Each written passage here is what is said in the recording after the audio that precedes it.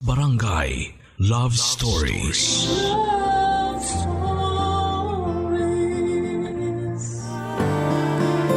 Maraming naghahangad na makatagpo ng tunay na pag-ibig. Akala kasi natin doon tayo tunay na magiging masaya. Pero ang totoo ay pwede tayong maging masaya kahit pagdating sa buhay, nag-iisa ka. Ikaw, kapuso, handa ka bang isakripisyo ang pangarap mo para sa taong mahal mo?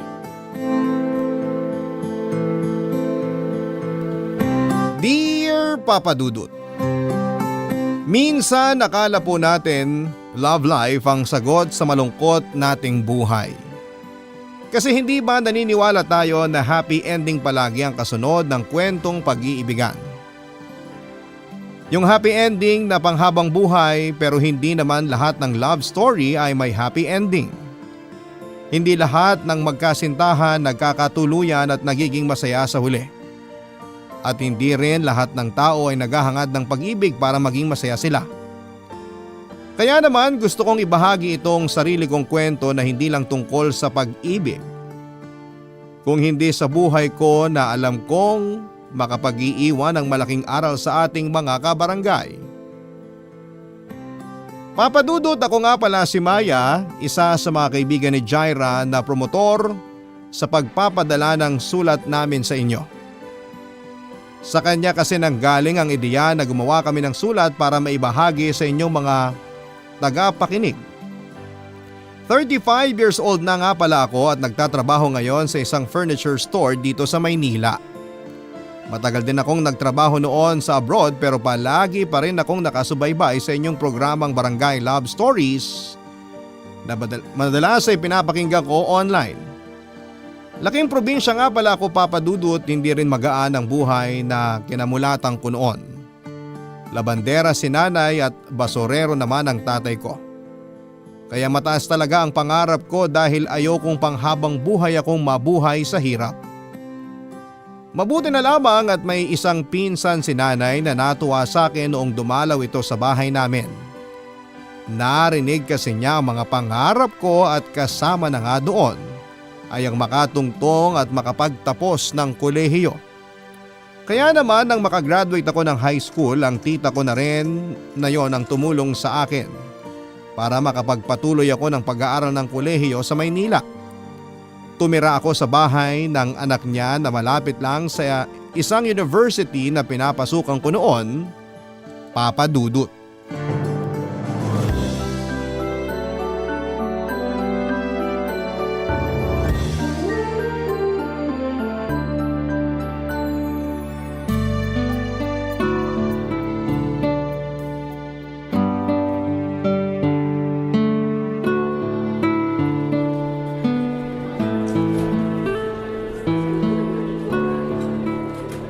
Grabe, nagugutom na ako.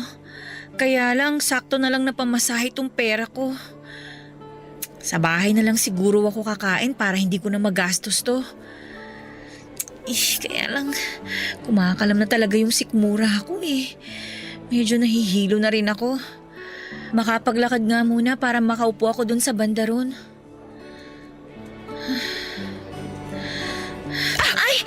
Naku, ano ba yan? Pasensya na ha. Tumingin ka naman sa nilalakaran mo. Muntik na ako matumba ng dahil sa'yo. Oo nga, miss. Mag-ingat ka kasi muntik ko na rin mabitawan tong cellphone ko. Pasensya na talaga kayo. Medyo nahilo kasi ako kaya hindi ko masyadong nakita na maayos ang nilalakaran ko. Teka, ayos ka lang ba? Oo. Parang namumutla ka. Mabuti pa alalayan ka na naming makapaglakad hanggang doon para makaupo ka. Ay, hindi na. Okay lang talaga ako. Hindi. Aalalayan ka na namin kasi parang matutumba ka na. Jaira, alalayan mo yung isang braso niya. Doon tayo pumunta sa waiting shed paglabas ng gate. Sige. Oo, dahan-dahan na. Okay ka lang ba? Kaya? Salamat ha. O yan. Ayan. Maayos na bang pakiramdam mo ngayong nakaupo na tayo dito sa may waiting shed? Ay. Oo. Salamat ulit sa inyo. Wala yun. Ano bang nangyari at medyo namumutla ka? Tapos nahihilo ka pa. Wala namang nangyari. Ano lang kasi... Ano? May sakit ka ba kaya bigla ka na lang nahilo? Wala akong sakit. Pero ang totoo kasi, hindi pa kasi ako kumakain ng tanghalian kaya medyo nahihilo na ako. Tinapay lang din tsaka kape yung kinain ko kaninang umaga bago ako umalis ng bahay. Naku, talagang mahihilo ka niyan sa gutom. Teka, eto, may burger ako dito. Tinake out ko sa kinainan naming fast food ni Jaira kanina. Meron naman akong bottled calamansi juice dito. Hindi ko pa naiinuman to. Para may panulak ka dyan sa burger na kakainin mo. Ito oh, kunin mo. Naku, wag na. Salamat na lang. Kunin mo na to. Kasi baka mamaya mas mahilo ka pa kapag hindi mo kinain tong burger. Nakakahiya kasi. Ano ka ba? Huwag kang mahiya. Wala ka namang ginagawang masama. Kunin mo na to. Sige, salamat ha. Ako nga pala si Jaira. Ito naman si Phoebe. Maya ang pangalan ko. Uy, salamat ulit dito sa binigay niyo sa akin ni Phoebe ha. Wala yun. Ang mahalaga, maging okay na ang pakiramdam mo. Kainin mo na yung burger. Sige.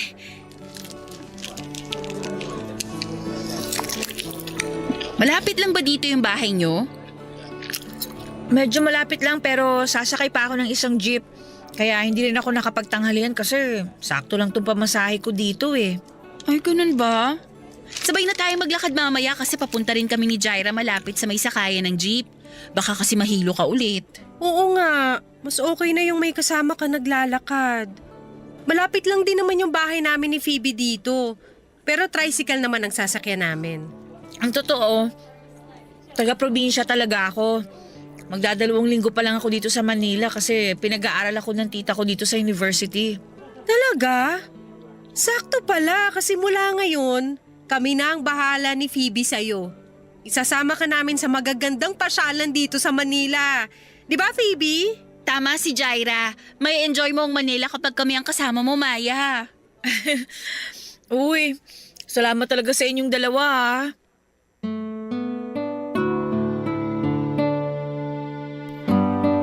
Papadudod sina Phoebe at Jaira ang una kong naging mga kaibigan noong nasa kolehiyo pa ako. Masasabi ko na maswerte ako na nakilala ko sila kasi nang dahil sa kanila, madali akong nakapag-adjust sa buhay dito sa Maynila. Karamihan naman kasi sa mga probinsyana na kagaya ko ay mahiyain talaga sa umpisa kasi pakiramdam namin ay hindi kami belong sa isang lugar na kagaya ng Maynila.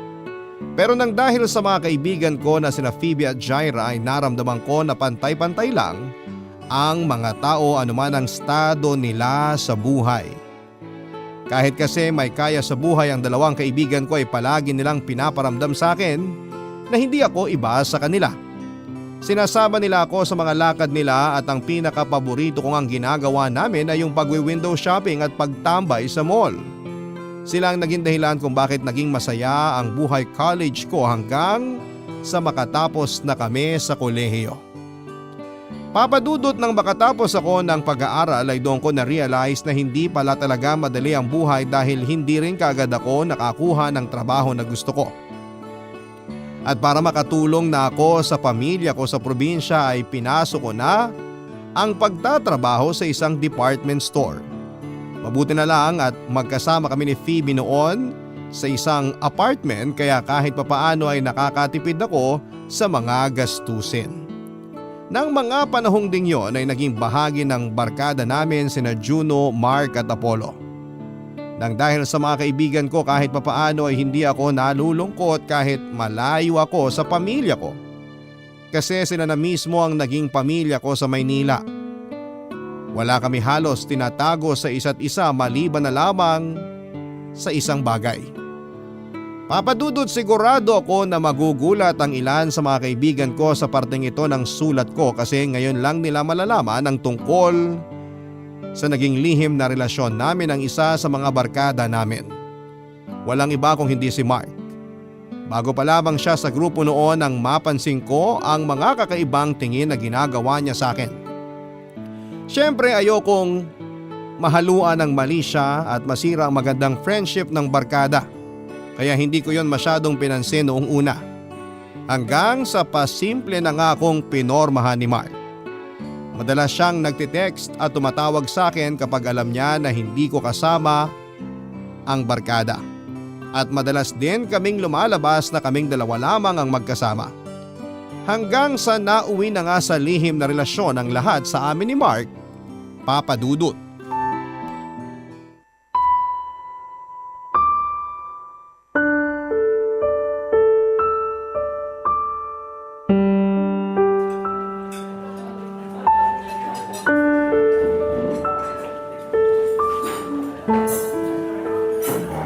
Sorry, ngayon lang ako.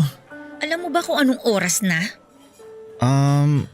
Almost 8 p.m. na. Oh, at kanina pa akong 6:45 dito sa restaurant naghihintay sa'yo. Pasensya na talaga. Traffic eh. Talaga? Traffic? Eh bakit hindi mo man lang masagot ang tawag ko kanina? Naka-silent kasi ang cellphone ko, kaya hindi ko napansin na tumatawag ka pala. Ni hindi mo man lang naalala na mag-text sa akin kung nasa ang lupalop ka na ba ng Manila? Mark naman, kanina pa ako nandito at mahigit 1 oras ako naghintay sa'yo. Nahihiya na nga ako sa waiter kasi nakailang balik na siya dito sa lamesa para tanungin ko anong pagkain ang o-orderin ko. Eh di dapat umorder ka na lang muna ng pagkain mo. Eh paano kung bigla kang hindi sumipot sa date natin? Eh di masasayang lang yung in-order kong pagkain tsaka yung perang pinambayad ko doon. Bakit ba ang init ng ulo mo, Maya? Dumating naman ako, di ba? Medyo na late lang pero nandito na ako oh. Kasi palagi ka nalang ganyan, Mark. Palagi ka nalang late sa mga date natin, tapos palagi mo nalang dinadahilan ng buwisit na traffic na yan. Yun naman kasi talaga ang totoo. Kahit saan ka lumingon dito sa Manila, kaliwat kanan ng traffic. At kaliwat kanan din ang ginagawa mong pambababae. Ha? Ano ba yung sinasabi mo? Alam mo kung anong tinutukoy ko? Mark, alam ko naman eh. Hindi lang ako ang babaeng dinedate mo. Bakit hindi mo aminin sa akin ngayon? Hindi ka na late dahil sa traffic? Na-late ka dahil galing ka pa sa date nyo nung isang girlfriend mo. Oh, pinagbibintangan mo na naman ako. Hindi kita pinagbibintangan dahil si Jaira mismo nagsabi sa akin na kung sino-sino raw babae ang pinopormahan mo sa opisina ninyo. Gusto ko na nga sabihin sa kanyang tungkol sa atin eh. Pero pinigilan ko lang talaga yung sarili ko kasi ayoko may makaalam sa barkada ng tungkol sa relasyon nating dalawa. O ngayon, sabihin mo sa akin na gumagawa pa rin ako ng kwento tungkol sa pambababae mo. Wala lang naman kasi yun. Mga kaopisina ko lang naman na babae yun. Madalas lang kaming nagbibiruan. Nakakabiruan o nakakalandian? Kasi magkaiba ang ibig sabihin ng dalawang yon. Minsan na nga lang tayo magkasama ng ganito, mag-aaway pa talaga tayo. Paano nga tayo magkikita ng madalas kung marami kaming babae na naghahati sa oras mo? Alam mo, sa totoo lang, nakakapagod na yung ganitong setup, Mark. Ano naman gusto mo mangyari? Tapusin ang relasyon natin na to? Oo, siguro. Alam ko naman kasi na hindi ka rin seryoso sa kung anong meron tayong dalawa. Rin? Ibig sabihin pala, sa umpisa pa lang hindi ka na seryoso sa akin? Ay, huwag na tayong maglokohan, Mark. Alam ko naman na naghahanap ka lang ng pampalipas oras nung mga panahon na nagkakilala tayo. Aminin ko, ganun din naman ako eh. Na-miss ko yung pakiramdam na may boyfriend at nakakasama hindi lang sa ganitong date, kung hindi pati na rin sa kama. Pero habang tumatagal, lumalabo lang kung anumang meron sa ating dalawa. Kaya ang mabuti pa, tapusin na natin to para hindi na tayo nagsasayang ng oras.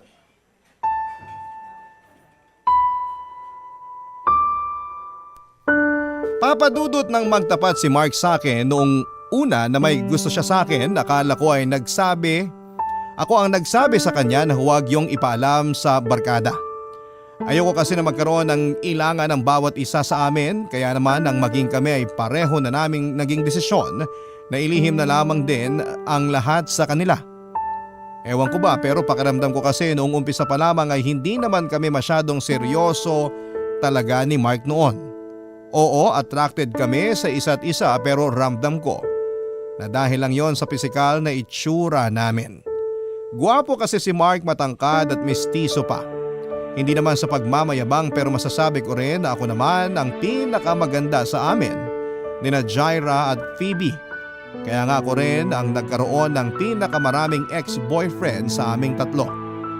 Kaya lang papadudot mula nang maging kami ni Mark ay parang doon na namin unti-unting mas nakilala ang isa't isa.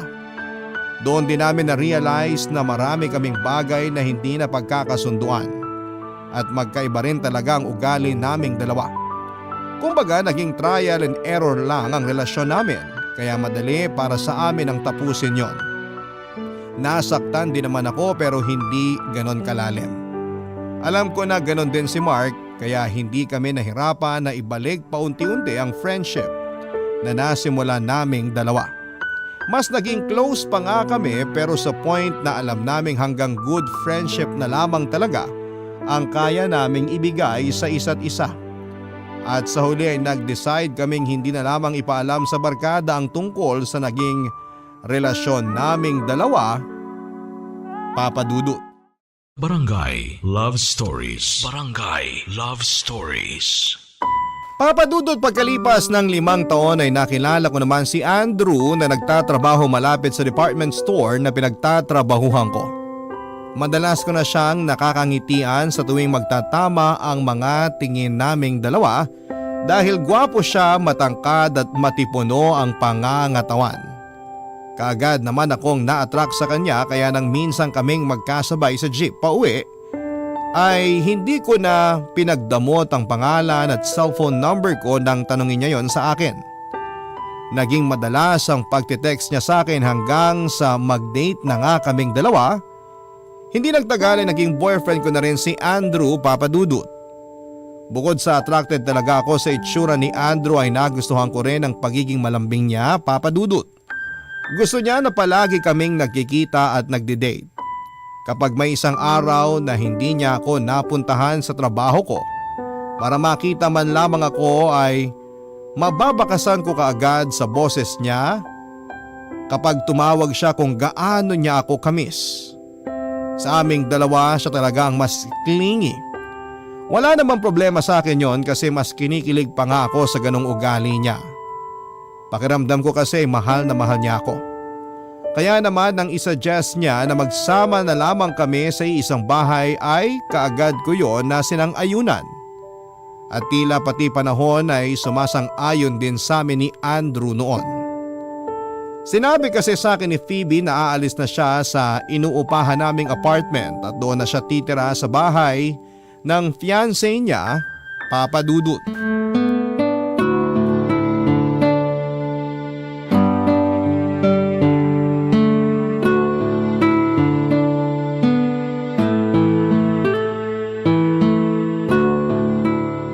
Sandali, may nakalimutan pa ba akong ilagay dito sa maleta ko? Mukhang okay naman na ang mga gamit ko dito. Phoebe, baka makalimutan mo tong mga pang skincare mo ha. Nakita ko nakaayos na sa lalagyan pero nandun lang sa ibabaw ng lamesa. Naku, ayan na nga. Kaya pala parang may kulang dito sa maleta ko pero hindi ko maisip kung ano. Ang dami pa naman ito kaya hindi mo talaga pwedeng maiwan. Sinabi mo pa. Inayos ko na to pero naiwan ko pa rin pala dun sa mesa. Salamat ah. Wala yun. Kapag may nakita pa akong gamit mo na naiwan dito sa apartment, i-message na lang kita. Grabe, maninibago talaga ako na hindi na kita kasama dito. Sorry kung medyo napaaga yung alis ko. Ang kulit kasi ng boyfriend ko. Gusto niya doon na ako magstay sa place niya. Okay lang, naintindihan ko naman siya kasi yun din naman ang gusto ni Andrew eh. Gusto niya magsama na kami sa isang bahay. Pero alam mo, ang saya ko talaga para sa'yo kasi malapit ka ng ikasal. Kinakabahan na nga ako eh. Oh, bakit ka naman kinakabahan? Dapat nga ma-excite ka kasi mangyayari na sa'yo yung isa sa mga pinapangarap nating mga babae. Ang makasal sa lalaking mahal natin. Naks, ang lalim ng sinabi mo na yun ah. Yun naman kasi talaga ang totoo. Sino ba namang babae ang hindi ma-excite at magiging masaya kapag malapit na siyang ikasal sa lalaking mahal niya? Diba? Sa bagay, tama ka. Karamihan talaga sa mga babae, yun ang pangarap. Hindi ko lang maiwasan ang kabahan kasi syempre, ibang usapan na yung pagpapakasal. Kumbaga dito sa Pilipinas, halos panghabang buhay na kasunduan na yun ng dalawang tao na magkarelasyon. Hindi ka naman magpapakasal sa boyfriend mo kung hindi ka pa sigurado na siya yung gusto mong makasama habang buhay eh. Oo. Kaya nga tinanggap ko yung wedding proposal niya sa akin kasi mahal ko talaga siya. At wala na akong nakikitang ibang lalaki na gusto kong makasama habang buhay. Pero ayun nga, hindi ko lang maiwasan na kabahan kasi natatakot ako na magaya kami sa parents ko. Oo nga pala, galing ka nga pala sa broken family. Ay, oo. Imagine 10 years na magkarelasyon ang parents ko bago sila magpakasal ah. At kung kailan may mga anak na sila, saka pa naghiwalay. Bakit nga sila naghiwalay nun? Nagkaroon kasi ng ibang babae si Daddy. Pinatawad siya ni Mommy pero inulit niya ng inulit ang pambababae niya. Mabuti nga natauhan na si Mommy kasi kahit ako, ayoko nang nakikita siyang umiiyak dahil lang sa ginagawang kalokohan ni Daddy. At yun sana ang ayokong mangyari sa amin ng fiancé ko. Ayokong mauwi lang sa hiwalayan ng pagsasama naming dalawa. Hindi mangyayari yan, Phoebe. Iba ang daddy mo sa fiancé mo. Kaya sigurado ako na magiging mas maayos ang pagsasama niyong dalawa. Sana nga, Maya. Ikaw ba? Kailan niyo balak magpakasal ni Andrew? Nako, matagal pa yun. Bakit naman? Kasi hindi ka pa niya inaalok ng kasal? Kahit alukin niya ako ng kasal, baka tanggihan ko lang din yun. Wala pa kasi talaga sa plano ko yun eh. Alam mo naman na malaki pa yung responsibilidad ko sa pamilya ko. Tsaka, kailangan ko silang unahin kaysa sa pansariling kaligayahan ko. Okay lang ba kay Andrew na hindi muna kayo magpakasal? Feeling ko naman okay lang sa kanya. Kasi hindi naman namin napag-uusapan yung tungkol sa kasal eh. At saka bago ko siya sinagot noon, sinabi ko sa kanya na marami akong responsibilidad sa buhay. Hindi ko siya pwedeng gawin na number 1 priority ko. Ayos lang naman daw sa kanya yon. Basta ang mahalaga, mahal namin ang isa't isa. Papadudot nang umalis na nga si Phoebe sa apartment ay si Andrew na ang nakasama ko doon. Mas nakilala ko siya ng lubusan mula nang magsama kami sa iisang bubong. Mas naging malambing at maalaga siya sa akin kaya mas lalo ko rin siyang minahal. Masasabi ko na swerte talaga ako na siya ang naging boyfriend ko kasi wala na akong ibang hahanapin pa sa kanya. Nasa kanya na ang mga katangian na gusto ko sa lalaking mapapangasawa ko. Pero syempre papadudot hindi pwede na palaging masaya ang isang relasyon. Lahat naman tayo ay dumadaan sa mga pagsubok. At nangyari din yon sa akin nang ma-stroke ang tatay ko at maospital. Naging maayos naman ang kalagayan niya sa huli kaya lang ay nagkaroon siya ng maraming maintenance na gamot. Kaya kinailangan kong magdagdag ng isa pang trabaho para madagdagan din ang pinapadala kong pera sa probinsya. Bukod sa pagiging crew sa isang fast food chain ay nag-part-time din ako bilang promo girl sa mga iba't ibang mall na malapit sa apartment namin. Binuhos ko talaga ang oras ko sa pagtatrabaho dahil kailangan ko ng pera. At yon ang naging simula ng madalas naming pagtatalo ng partner kong si Andrew. Dahil palagi niyang sinusumbat sa akin na wala na raw akong oras sa kanya at sa relasyon naming dalawa, papadudot.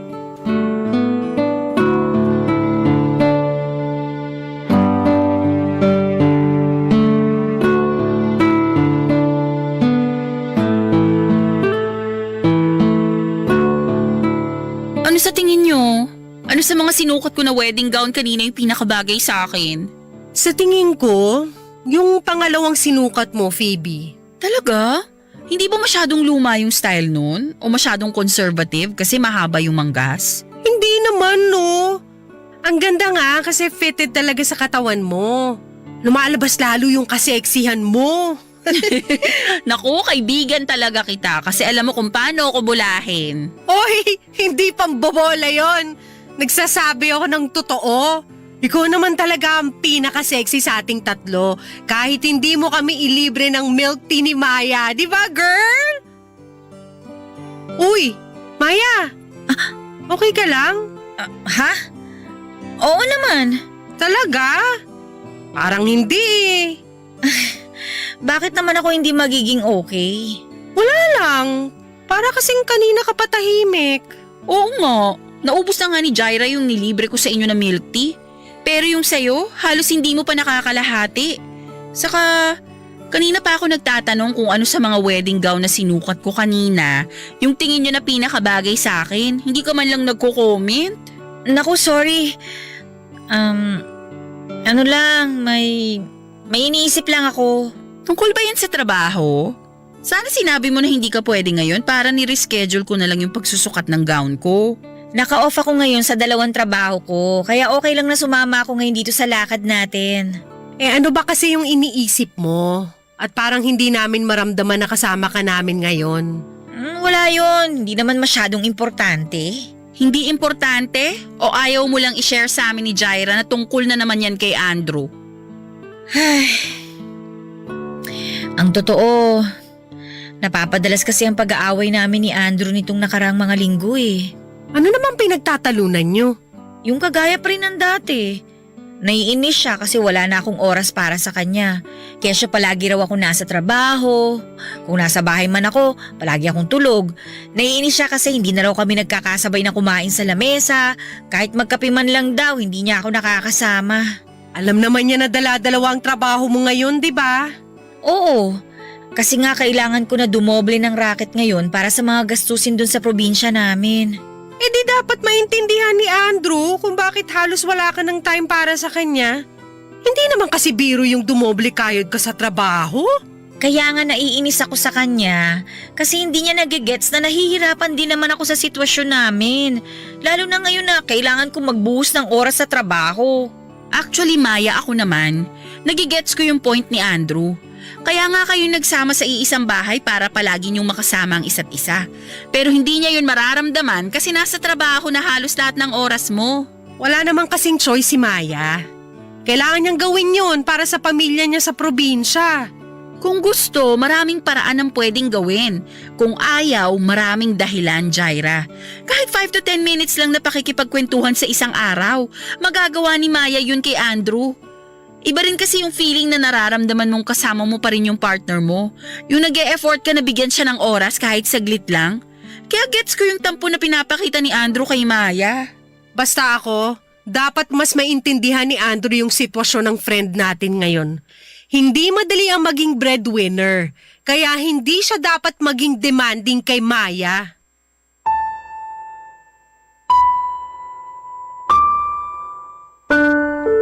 Papadudot, naiintindihan ko naman si Andrew sa tuwing sasabihin niya sa akin na hindi na niya maramdaman na magkasama kami sa iisang bahay. Kasi nga ay palagi akong nasa trabaho noon. Kung nasa bahay man ako ay tulog lamang ang ginagawa ko para makapagpahinga naman ako. Hindi na kami madalas na nagkakausap, nakakapagkwentuhan o nagkakasabay na kumain sa lamesa. Hindi na namin halos nakakasama ang isa't isa pero sana naman ay maintindihan niya rin. Hindi madali ang pinagdadaanan ko noon lalo na at dumoble kayod ako para sa pamilya ko. Panganay po ako sa 4 na magkakapatid at ng mga panahong yon.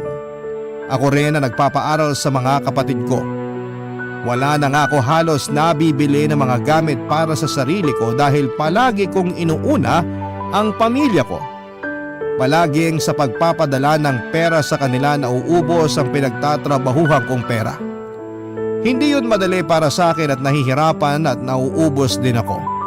At ng mga panahong yon ay inaasahan ko na si Andrew ang magpaparamdam sa akin na magpakatatag lamang ako, papadudot. Umaasa ko noon na dadamayan niya ako at susuportahan sa lahat ng ginagawa ko. Lalo na pagdating sa pagtatrabaho pero hindi ganon ang nangyari. Dahil dumagdag pa siya sa bigat ng nararamdaman ko noon, papadudot. Barangay Love Stories. Barangay Love Stories. Papadudot, akala ko nung una ay maaayos pa namin ni Andrew ang lahat sa aming dalawa. Baka kasi pagsubok lamang yung mga pagtatalo namin at hindi pagkakaintindihan. Baka darating din ang araw na mas maunawaan namin ang isa't isa at maliliwanagan kami sa mga issue sa relasyon namin. Kaya lang habang tumatagal, mas lumalala ang pagtatalo naming dalawa. Kung hindi kami nagpapansinan sa apartment, nag-aaway naman kaming dalawa. At ang palaging sinusumbat ni Andrew ay yung oras na hindi ko maibigay sa kanya o sa relasyon namin. Ang dating tuloy sa akin noon ay masyado siyang nagiging selfish sa point na para bang ang gusto niya ay sa kanya na lamang umikot ang mundo ko na hindi naman pwede dahil malaki pa nga ang responsibilidad ko sa pamilya ko. Hindi niya yon naisip kasi hindi naman siya kagaya ko na breadwinner sa pamilya. Sa bandang huli, Papa Dudut, ay natapos din ang relasyon namin ni Andrew. Sobrang nasasakal at nahihirapan ako sa kanya. Lalo na at sumasabay pa siya sa problema ko sa pamilya ko. Kaya naman ako na ang nakipag-break sa kanya, Papa Dudut. Nung una ayaw niyang pumayag pero buo na ang desisyon ko ng mga panahong yon. Wala rin siyang nagawa kung hindi ang tanggapin ang pakikipaghiwalay ko. Para makapag-move on ako kaagad ay pareho kaming umalis ng apartment at tumira ako sa mas maliit at mas mura na paupahan. Akala ko ay mabilis ang magiging moving on process ko pero hindi pala. Dahil pagkalipas lamang ng ilang linggo ay naramdaman ko kaagad na sobrang miss ko na si Andrew. Doon ko po na-realize na totoo ang sinasabi ng iba na malalaman mo ang kahalagahan ng isang tao kapag hindi mo na ito nakakasama. Kasi pakiramdam ko ay mas minahal ko pa si Andrew mula nang maghiwalay kaming dalawa. At dahil nahihirapan ako ng mga panahon na yon ay humingi ako ng payo sa isa sa mga pinaka-close ko sa barkada na si Juno. Tinawagan ko siya at nakipagkita ako sa kanya sa coffee shop. Kaya lang habang naghihintay ako ay tumawag naman sa akin si Mark at humingi ng payo tungkol sa sarili niyang love life. Nagawa ko naman siyang kausapin saglit at bigyan ng payo bago pa dumating si Juno sa coffee shop kung saan ko siya hinihintay, Papa Dudut.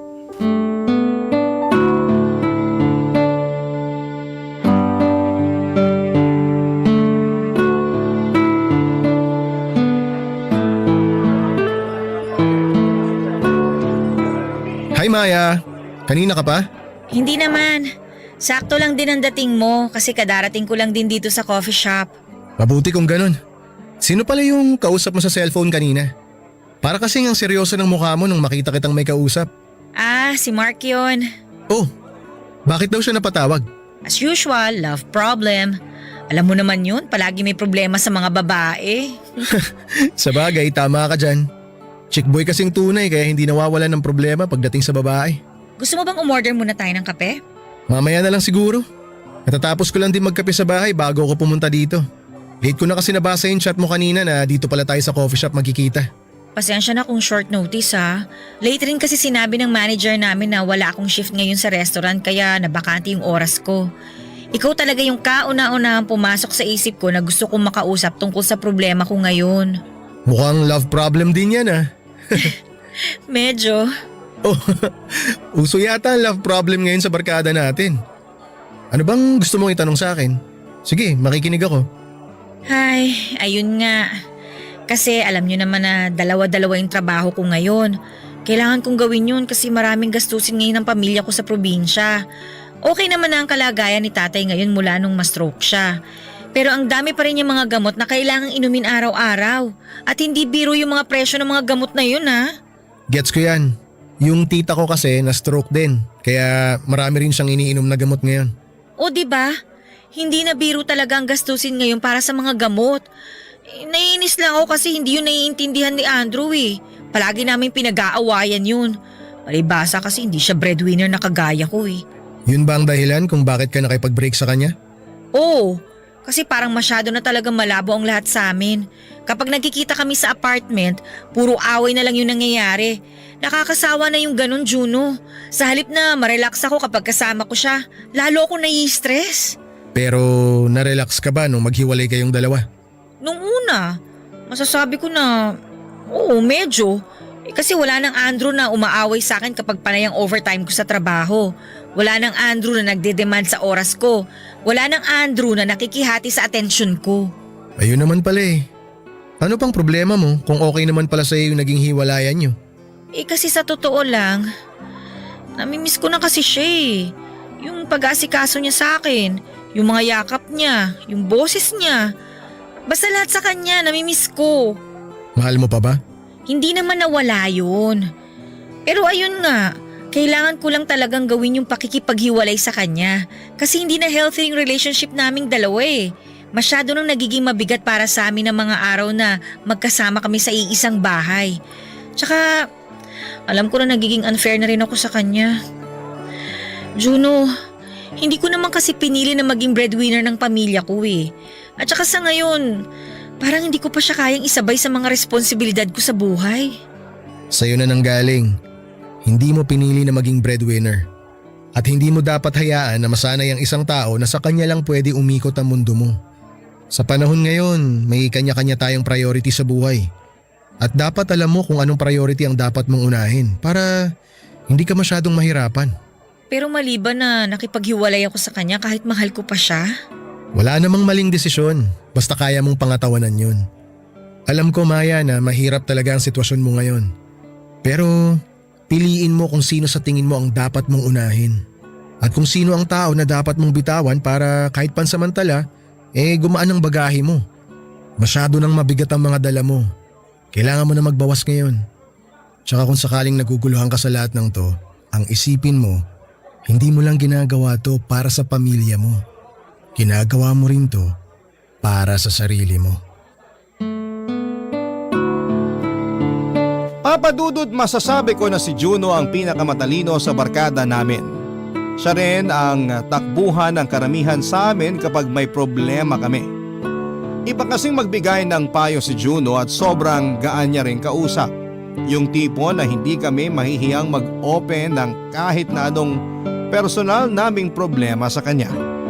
At kagaya ng inaasahan ko ay nakakuha ako ng matinong payo mula sa kanya. Tama naman kasi ang sinabi niya, may kanya-kanya kaming priority sa buhay na dapat unahin. Hindi pwede na masanay kaming paikutin ang mundo sa iisang tao lamang. Dahil sa bandang huli, kami lang din ni Andrew ang mahihirapan kapag pinagpatuloy namin ang relasyon namin kahit na alam namin na marami kaming hindi na pagkakasunduan. Papadudod kahit mahirap ay nagsimula akong umusad at kalimutan ang lahat sa relasyon namin ni Andrew. Nag-focus na lamang ako sa pagtatrabaho at pagtulong sa pamilya ko. Pinili ko sila at hindi ko sila kayang pabayaan. Hindi nagtagal ay nakatanggap ako ng job opportunity sa Singapore. May pinsan kasi ako nagtatrabaho doon at sinabi niya na pwede niya akong tulungan na makaalis ng Pilipinas. Wala sa isip ko noong una na maging OFW pero naisip ko rin na maraming dahilan para hindi ko palampasin ang job opportunity na yon. Hindi lang para sa pamilya ko kung hindi para na rin sa sarili ko. Kaya naman sa huli nagpasya ako na tanggapin ang trabahong inalok sa akin ng pinsan ko.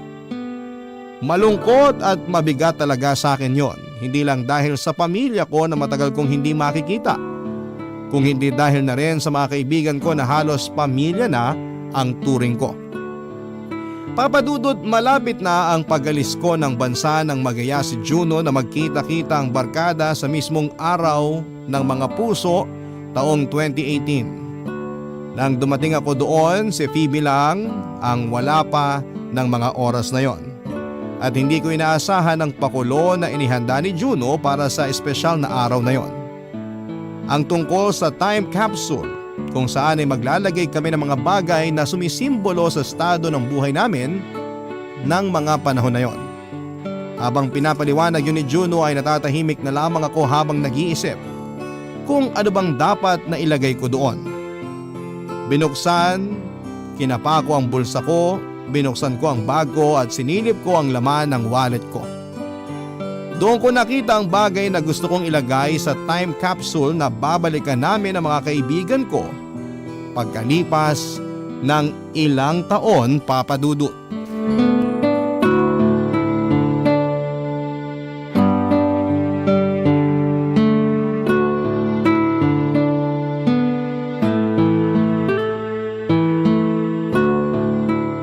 Ang tagal namang dumating ni Phoebe.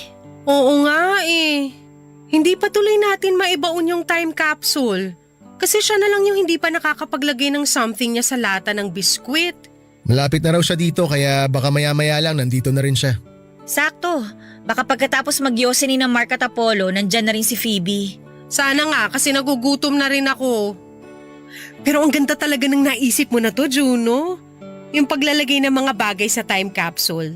na pwede nating balikan at pagkwentuhan pagkalipas ng ilang taon. Agree ako dyan. Na-excite na nga ako na kinakabahan kasi syempre, di ba, maraming pwedeng mangyari pagkatapos ng araw na to. Masarap naman kasi talagang balikan yung mga bagay na akala natin hindi masyadong importante, di ba? O kaya yung mga bagay na iniisip natin na hindi natin kayang bitawan pero kaya naman pala. Kasi parte ng buhay ang pagbitaw para makausad tayo. Kahit kailan talaga ang lalim mo magsalita, Juno. Sinabi mo pa.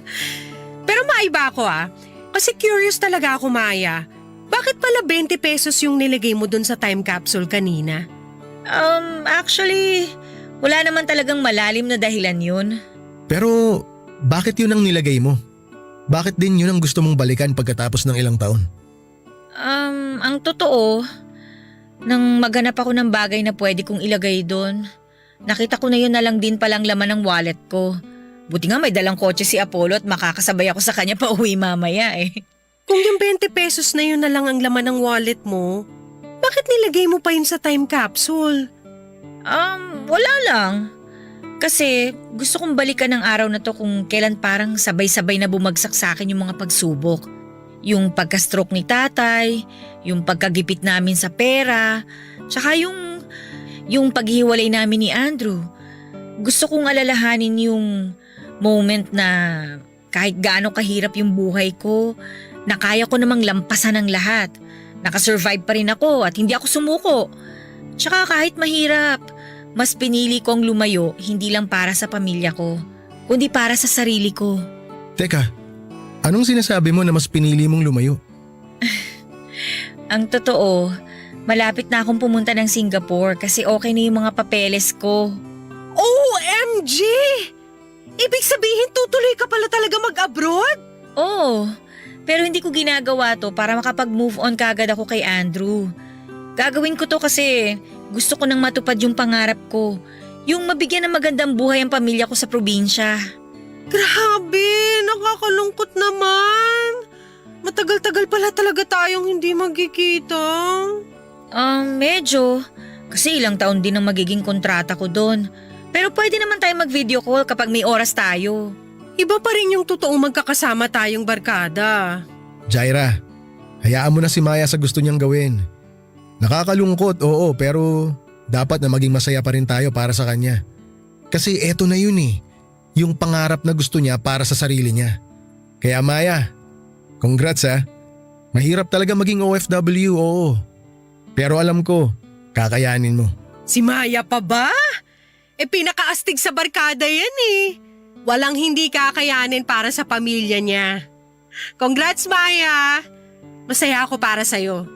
At sigurado magiging masaya rin ang buong barkada mamaya kapag nalaman nila to. Kasi kagaya ng sinabi ni Juno, ito na yung hinihintay mong katuparan ng mga pangarap mo. Salamat sa inyo guys Ano ba yan? Naiiyak na kaagad ako. Basta, magtawagan pa rin tayo palagi Sobrang mamimiss ko kayo ng barkada.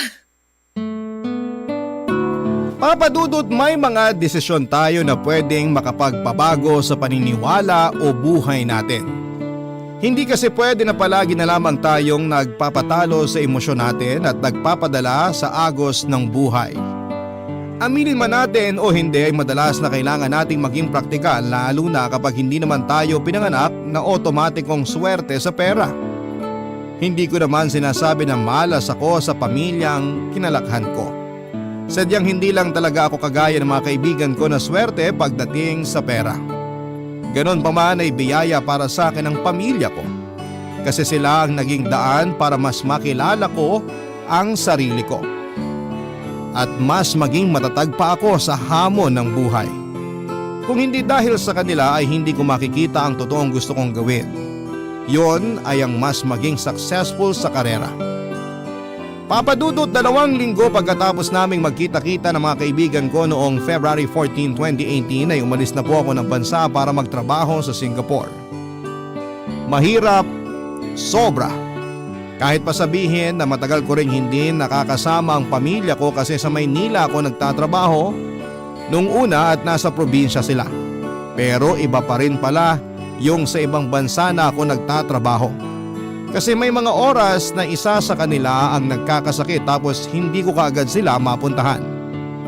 May mga gabi na naiiyak na lamang ako kasi sobra ko silang nami-miss. May mga araw na gusto ko na lang umuwi ng Pilipinas para makasama na ulit sila. Pero lahat ng lungkot at pagka-homesick ko ay pinilit kong labanan. Ginawa ko yon para sa kanila at pagkalipas nga ng ilang taon ay hindi ako nabigo na bigyan sila ng maayos na buhay. Papadudot, habang nasa Singapore ako ay muling nagparamdam sa akin ang ex-boyfriend kong si Andrew. Bigla na lang siyang nag-send ng friend request sa Facebook ko. Doon kami nagsimula na muling magkausap at siguro kailangan lang din namin ng kaunting oras at distansya noon mula sa isa't isa dahil unti-unting nanumbalik ang maayos naming pag-uusap hanggang sa magkasundo kaming ipagpatuloy ang aming relasyon. Nagkaroon kami ng long distance relationship at hindi ko inaasahan at titiba yon hanggang sa muli akong makauwi dito sa Pilipinas. Doon ko napatunayan na mahal talaga ako ni Andrew dahil nang makauwi ako at muli kaming magkita pagkatapos ng ilang taon ay nag-propose na rin siya sa akin ng kasal. Natuwa nga ang barkada nang sabihin ko sa kanila ang tungkol sa plano naming pagpapakasal ni Andrew. Kasi kahit gaano raw kabigat ang dumating na mga pagsubok sa relasyon namin ay kami pa rin daw pala ang magkakatuluyan sa huli.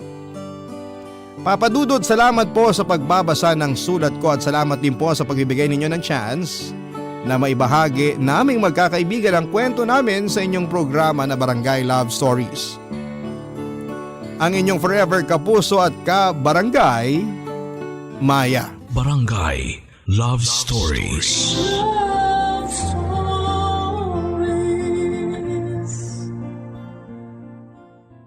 Barangay LS 97.1. 97.1. Number 1. Forever. Kabarangay, i-share mo ang iyong barangay love stories. Sabay-sabay nating pakinggan ang iyong kwento ng pag-ibig, buhay at pag-asa. Ipadala lang sa barangaylovestories@yahoo.com.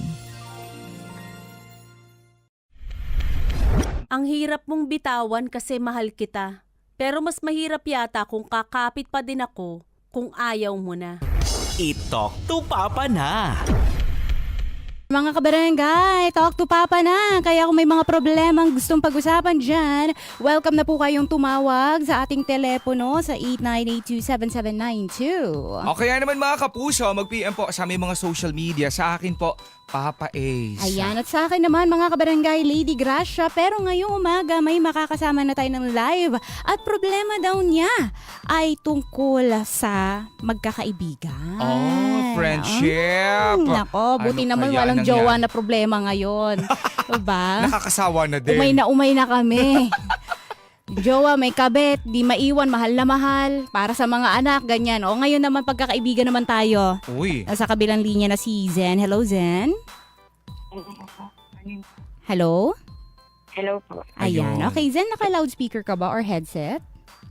Hindi po. Wala po sa akin. Tunog robot ka lang talaga Oo today. Ganun. Teka, hanap ka ng pwesto na alam mong may maayos sa signal. Ayan po, okay na po. Parang nakikipag-usap kay E.T., no? Gano'n. O sige, Jen, ano bang nangyari sa inyong mga kaibigan? Talk to Papa na. Ayan, hindi ko alam paano sisimulan. Nakakabahan po kasi ako. Gaano na kayo katagal na magkakaibigan? Paano kayo nagkatagpo-tagpo? Una po, nagkatagpo-tagpo lang po kami sa trabaho. Parang nabuo po kami na magkakatrabaho, ganun po. Oh? Tapos, paano lang po yun, tawag dito. Una po, isa muna yung kaibigan, tapos yung mga jowa naging kaibigan namin. Mga ganun po.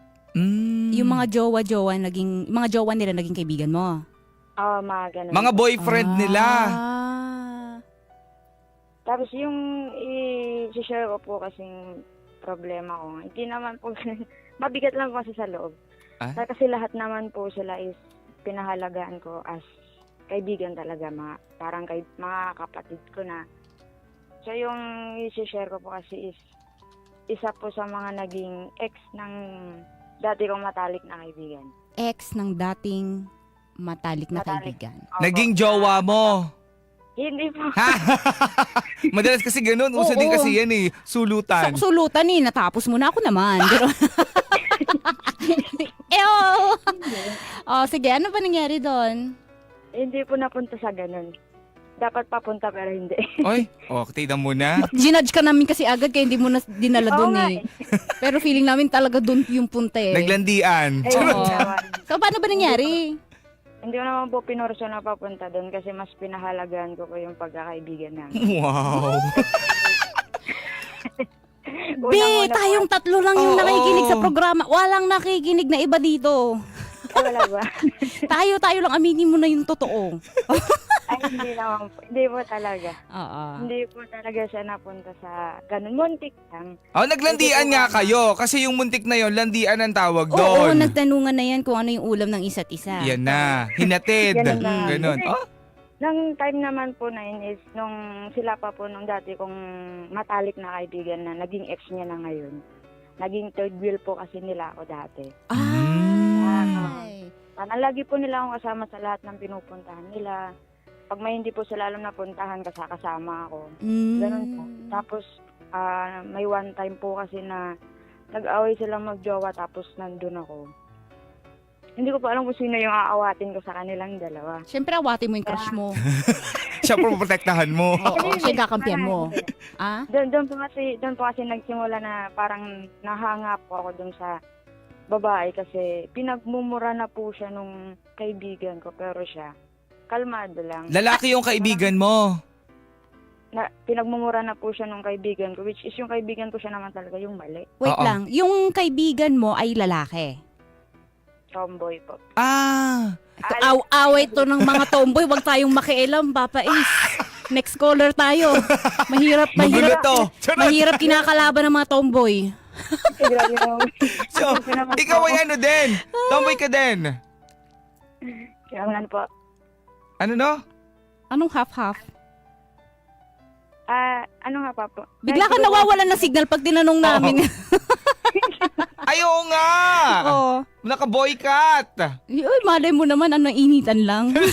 Tapos, naka-white shirt, tapos naka-ano. Yung parang galing sa Maynila, umuwi ng probinsya. Siya yung main character sa probinsya bigla. Oo, pero, naka-jersey eh. Miyembro ka ng LGBT. Yes po. Okay. Tapos yung pinagtatalunan ninyo ay yung babae. Yung matalik ko po na kaibigan na yun is matagal ko na pong hindi kaibigan. Kumbaga, kahit di pa po sila hiwalay nun, hindi ko na po siya nakakausap. Sa lahat ng tomboy na nakausap ko, ikaw pinakamagulo. Ikaw ang paiba-iba lang.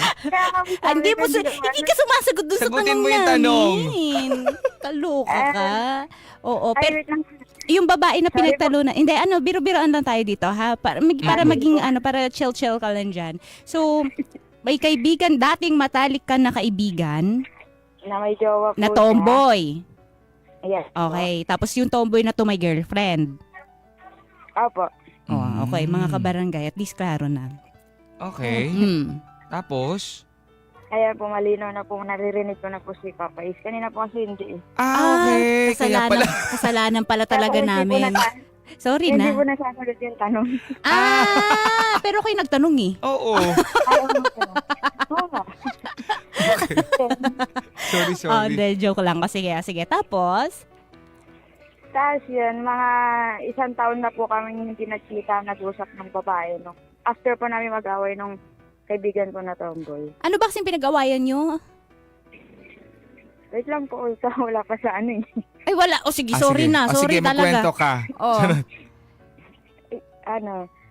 Yung pinag-awayan po namin as in ngayon, yung po kasi, nag-birthday siya. Parang mas maganda po kasi kung sumulan ko sa una. Ang gulo kasi. Ikaw lang namin nagpapagulo dito. Kasi tinanong ka namin, tapos sabi mo kanina, hindi mo alam paano mo sisimulan. Tapos, tinanong namin paano nagsimula yung friendship. Diba? Tapos, nagtalon-talon ka na. Ayun nga po, yung nagkaroon po ako ng matalik na kaibigan na may jowa siya. Tapos, Paano ba yun? Oh, tignan mo, ikaw pa rin talaga eh. Anyway, po, Oh. yung matalik na kaibigan ko po kasi na yun, dati, yun, may jowa siya. Ngayon yung jowa niya na po yun, is yun na po yung naging matalik kong kaibigan ngayon. Ano, pakiulit, okay. sorry nawala ako sa sarili ko. Ako naman yung mali ngayon. Yung kaibigan niya, Oo. yung jowa nun ang naging matalik niyang kaibigan ngayon. Yung, Yung babae. Yung babae na. wait, ulitin natin. Yung kaibigan niya, dati, Yung kaibigan ko po na lesbian dati, may jowa siyang babae, tapos yung babae po, yun na po yung matalik kong kaibigan ngayon. talaga ba? Matalik na kaibigan mo ngayon, diniskartehan. Para-paraan lang yan. Kasi minsan yan yung label natin kapag ano eh, di ba? Kapag gusto na natin diskartehan. Ay, friend ko to. Friend ko to. Mhm. So bakit naman parang tinalikuran mo yung totoong best friend mo? Nag-away po kasi kami nun. Bakit? Hindi lang po kami nagkaintindihan kasi may ugali rin po kasi yung kaibigan ko na yun na which is talagang inintindi ko naman pero hindi na rin po talaga kinaya. So hanggang sa dumating na po sa point na nalimutan na po kaming dalawa. Ano ba madalas yung pinag-aawayan? Nung kaibigan ko po na yun is yung ugali po niya kasi. Anong Pride ugali? masyado. Ma-pride. Hindi po siya marunong tumanggap ng pagkakamali pag pinagsasabihan. Okay, tapos dahil doon nag-friendship over kayo. Baka naman kasi hindi humingi ng advice sa'yo, bigay ka ng bigay. Oo nga. Charot. minsan nakakainis din yun eh. Nakakabatit, hindi naman tinatanong. Alam mo pre, dapat gawin mo ganito. Hindi naman siya nanghihingi. Alam mo yung tahimik lang doon sa sulok. Alam mo mas maganda kung ganitong gagawin mo sa Yan buhay na. mo. Alam mo mas maganda kung mag-let go ka na. Nanahimik ako dito, pinag-let go mo ko. Diba? Pero sige, kung ano man yung naging past ninyo, ayun. So friendship over na kayo at naging kaibigan mo na yung jowa niya. Nag-friendship over po kami nung lesbian na yun. Ang 1 year po. So, bali 1 year din po kami hindi nag-usap muna nung babae. Tapos kung nalaman ko na pong naghiwalay sila, ayun po, nauna pong nag-chat sa akin yung babae. Tapos? Kasi nung magkaaway pa kami ng lesbian, hindi ko na rin po nakakausap yung babae. Tapos nung naghiwalay na po sila, parang yun na po, nag-chat na po sa akin yung babae. Parang na po siya ng freedom na i-chat ako. Nagkaroon na po siya ng freedom na i-chat Para ako. lumande, kasi single na siya. Yun talaga yun. Kasi nagbabanglok sana yung relasyon nila 1 year Isang na taon na eh. Diba? Ayun. Oo. Tapos nung naghiwalay na po sila, yung babae po, yan nag-chat na, nagkayayaan na po na, labas, inom sa labas, ganyan, hangout gabi-gabi, ganyan po. Naku, Wow. hangout gabi-gabi. Ay, gusto ko yung papunta nito. Ano? Gusto ko yung pupuntahan nito. Hangout gabi-gabi. Okay, tapos? Hindi lang naman po kaming dalawa lang. May kasama po kami ibang kaibigan. Naku, minsan Siyempre. tinatawag nyo lang yung mga Oo, kaibigan parang na yan. ihalata. Oo nga. Kasi pagka kayong dalawa lang halata, obvious na obvious, B. Ayaw mo yung mapag-usapan. Kaya Oo. syempre nagsasali kayo doon ng mga ibang kasama. Tapos mag-story kayo, parang yung isa mong kaibigan ng 1 taon, hindi mo kinasa ng 1 taon, syempre makikita niya yun. Oo nga. Para hindi iwas issue. Totoo. Kami pag gaganyanin mo, kami pa naman tong mga ganyan na ugali. Charis! Tapos? Hindi po kasi ganun po talaga yung gusto niya. Ayaw naman din po niya na lumabas kaming dalawa lang. Talagang gusto niya po may kasama. Para makita daw po kasi siguro yung ex niya na hindi po siya naghahanap ng sasalo sa kanya. Ayun nga, parang yung sinabi ni Papa Ace kanina. Kaya Para po, hindi ba pag-issue-issuehan, ganyan. Okay. O, tapos? At nung one time po yung lumabas kami magkakaibigan, nakasama siya. Nalasing po siya. Tapos pinahatid po siya sa akin nung isang kasama namin. Kaya hatid mo yan, ganito ganyan. Total kayo lang din naman magkakatuluyan yan. Ganyan. Doon ako nagsimula yung kasaran. Ito na tayo! Total So, ikaw kayo rin namin magkakatuon. So, ramdam ng mga kasama nyo, di ba? Pati sila, Oo. alam nila kung ano yung nangyayari, kung saan pupunta, yung pagkita-kita nyo. True, alam nila, nafe-feel nila. Oh.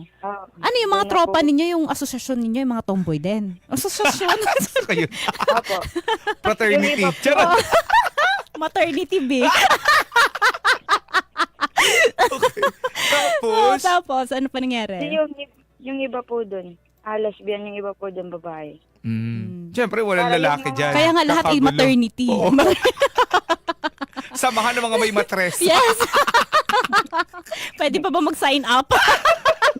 Okay. Tapos? Ito pinahatid po sa akin.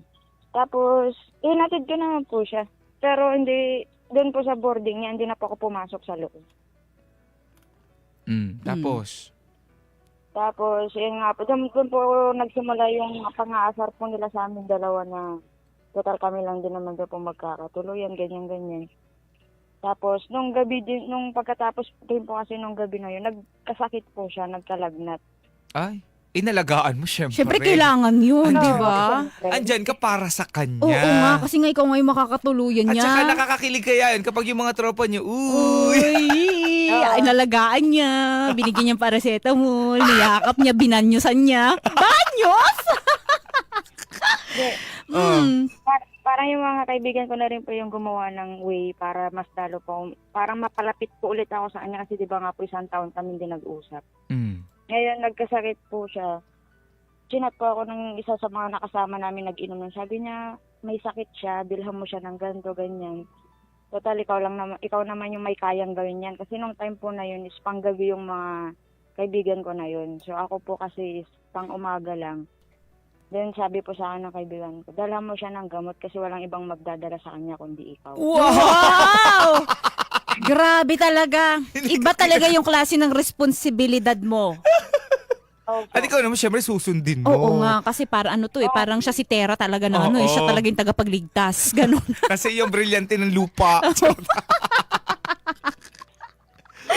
Okay. So, okay. Nagiging okay kayo nitong babae na ito. Naging kayo ba? Hindi po. So, inalagaan mo lang siya nung time na yon. At yun nga po, dinalang ko siya ng, on the spot po, pagkat po ng kaibigan ko, nag-out na po agad ako sa trabaho. Kahit wala pa sa tamang oras. Tapos, Pero wisyo talaga yung love life niya sa trabaho. Tinan mo, nag-out ako nang wala sa tama sa oras. Kanta sa sahod. Naku po, para lang dito sa paracetamol na ito. Walang iba mag-aabot sa kanya eh. Hindi siya makatayo. Kaya kailangan ko unahin to kasi yung trabaho ko. Okay, tapos pinuntahan mo na. Ano na nangyari nung nakita ka niya? ano po, parang papakipot. Sabi niya, bakit ko pa daw siya po dinalhan ng ano, kasi binilang ko rin po siya ng Jollibee, syempre. Mag-ano nga po parang magpapakita na ng ano. Tapos parang Ano magpapakita ng ano? Ano ipapakita mo sa kanya, girl? May sakit yan. Kung ano nung pinapakita Pwede. mo. Papakitang gilas. Ay, sorry, madumi yung utak. Pakitang gilas na. Siyempre, may dala na pagkain. Kumain ka na. Oo, diba? Doon na rin po nagsimula na napalapit po ulit siya sa akin. Kasi sa mga sumunod na araw po, lagi na po kami magka-chat, magka-video call. Tapos, araw-araw ko na rin po siya nang dinadalhan ng pagkain. Kasi sa boarding po niya, bed space lang po yun. Wala po siyang lutuan ng pagkain doon. Talagang sa labas po siya kumakain. Kaya ang ginagawa ko po nun, bago ako pumasok, dinadalan ko na po siya ng pagkain. Wow, bedridden ba siya, Bi? Nilalagnat lang naman. Nilagnat lang, inaraw-araw mo ng pagkain. Inaraw-araw mo naman. Ito aso. Charot. Hindi niya kaya sarili niya. Okay. So, nung inaraw-araw mo na yung pagbibigay ng pagkain sa kanya, na-develop na ba? Nagkaligawan na? Hindi pa po kasi hindi lang po sa paghatid ng pagkain. Nahatid sundo ko na rin po siya dahil sa trabaho. Oh, nakamotor kayo? Parang hindi, may motor po kasi ako. Oo nga, yun nga. nakamiyo ka. Kamiyo ka. Oo. Sabi ko lang. Ikaw lang, taga-Laguna ka ba? Pa? Taga-Laguna ka ba? Hindi po. Hindi naman. Okay. Sige. Grabe ka, doon ba yung mga ano? Doon ba yung asosasyon ng mga tomboy? Oo, mga production operator. Sa Akala ko Laguna doon yung talaga production yan. ng mga tomboy. Doon ginagawa. Dami dyan sa Laguna. Sa may Santa Rosa. Yun yung capital. Charot. Wala naman nangyayari yung problema. Magrarambo na, hindi pa namin alam kung ano yung problema. O kasi ang dami mong ano, te. So, sunduhatid mo na siya. Apo. hatid sundo po, tapos may mga araw din po na nagkakayayaan po ulit kaming lumabas ng mga kaibigan ko. Tapos yun po, pagka lumalabas po kami, lagi po niyang banggit pa rin yung ex niya, umiiyak siya. Kaya yung sinasabi niyo po na nagkaligawan, hindi pa po talaga yun nangyari kasi nung time na po yun kasi hirap pa siya mag-move on sa ex niya. Kaya hindi mo pinurso. Nalalayan ko po muna. Alalay lang po muna. Alam mo kung ang tawag dyan? Bantay sa lakay. Oo, syempre. Inaalalayan mo. Kunwari. Pero syempre sinususul-susulan mo na yan. Oo. Sinasabi-sabihan mo na anong mag-move on ka na. Meron namang tao dyan na handang mahalin ka. Oo, mga ganon. Hindi mo deserve yun habang binibigyan mo siya ng pagkain. Hindi mo deserve yung ganong klase ng tomboy. Di ba? Merong ibang tao dyan na naghihintay lang sa'yo. Kung ako lang, hindi kita gaganunin. Pero naka-ready na yung sarili niya. Kala nyo, ha? Alam namin yan. Oo, mga kabarangay, dahil dati po kaming tomboy. Okay, sige. So, hindi pa rin siya makapag-move on sa ex niya at ikaw nandyan ka, nasasaktan ka sa tuwing binabanggit-banggit pa niya yung ex niya. Opo, pero hindi po ako yung nag-a-advise sa kanya ng ganun na nandyan naman si kalimutan mo na yan, nandyan naman. Hindi po kasi ako yung nagsasabi ng mga kaibigan ko po. Parang kumbaga, parang wala pa nga po ako natatanda na in-advisean ko siya na kalimutan mo na yung ganito, ganyan. Kasi ayoko po na ayoko po kasi na, hindi naman sa wala akong pakialam na nasaktan siya. Parang ayoko po kasi isipin niya na inaano ko po talaga yung sarili ko sa kanya. Naku, yun yung pagkakamali mo. Dapat ginawa mo yun. Pinush mo na. Kasi nandun ka na eh. Ikaw talaga Mali. sayang yung in-invest mo. Nagpa-fast food ka pa. Totoo. Hinahatid Sayang sundo. pagsundo mo. Diba magkano din papultang ng Mio? 150. 150 ba? Hindi Nag-invento lang ako. Medyo mahal na ngayon. Magkano ba? 1,000 plus na yata. 1,000 mo. Full Saan tank. nanggaling yung 150, Lady Crush? Tama ba? Zen? Magkano full tank ng motor mo? Hindi po kasi yung motor ko nasa 200. O, 200 lang? 200 lang? O, 50 pesos na yung tinaas. Ang sosyali naman ng motor mo, 1,500, 200 lang. 1,000 plus. Dati kasi 150 yan. Tumaas na. Huling angkas mo yun Oo. 150 pa. 150 pa nun, ako pa nagbayad nun. O sige, mamaya babalikan po natin si Zen, mga kabarangay. Paano na ba yung mangyayari dito? Naku, baka babalik yung Tom Beats at malalaman niya, anong ginagawa mo? Alam mo naman pare, nasa natin, pagkakasundo natin, nakapag-ex ko na, hindi mo na pwedeng patusin. Sa asosasyon natin ng mga matres, asosasyon ng mga matres, bawal yan, pre. Kailan ka nag-start na magparamdam na sa kanya, yung tipong nakita mo na, pwede na itong ligawan, nakapag-move on na ito sa ex niya? Wala po. Ay, walang ganon. Hindi umabot sa ganon? Hindi po talaga umabot kasi mas pinanindigan ko po talaga yung pagkakaibigan namin. Pinadidigan yung pagkakaibigan, hindi ka lang talaga nagustuhan. Doon ako sa Magkaiba sinabi yun. mo. Doon sa hindi nagustuhan. Kasi kung pinush ka niyan, malamang kakalimutan mo na yung friendship. Tabla-tabla na to. Kasi may ganito po kasi sa bako minto nagkwento kanina. Ano? Di ba nagtest siya, tapos naging okay, ganyan.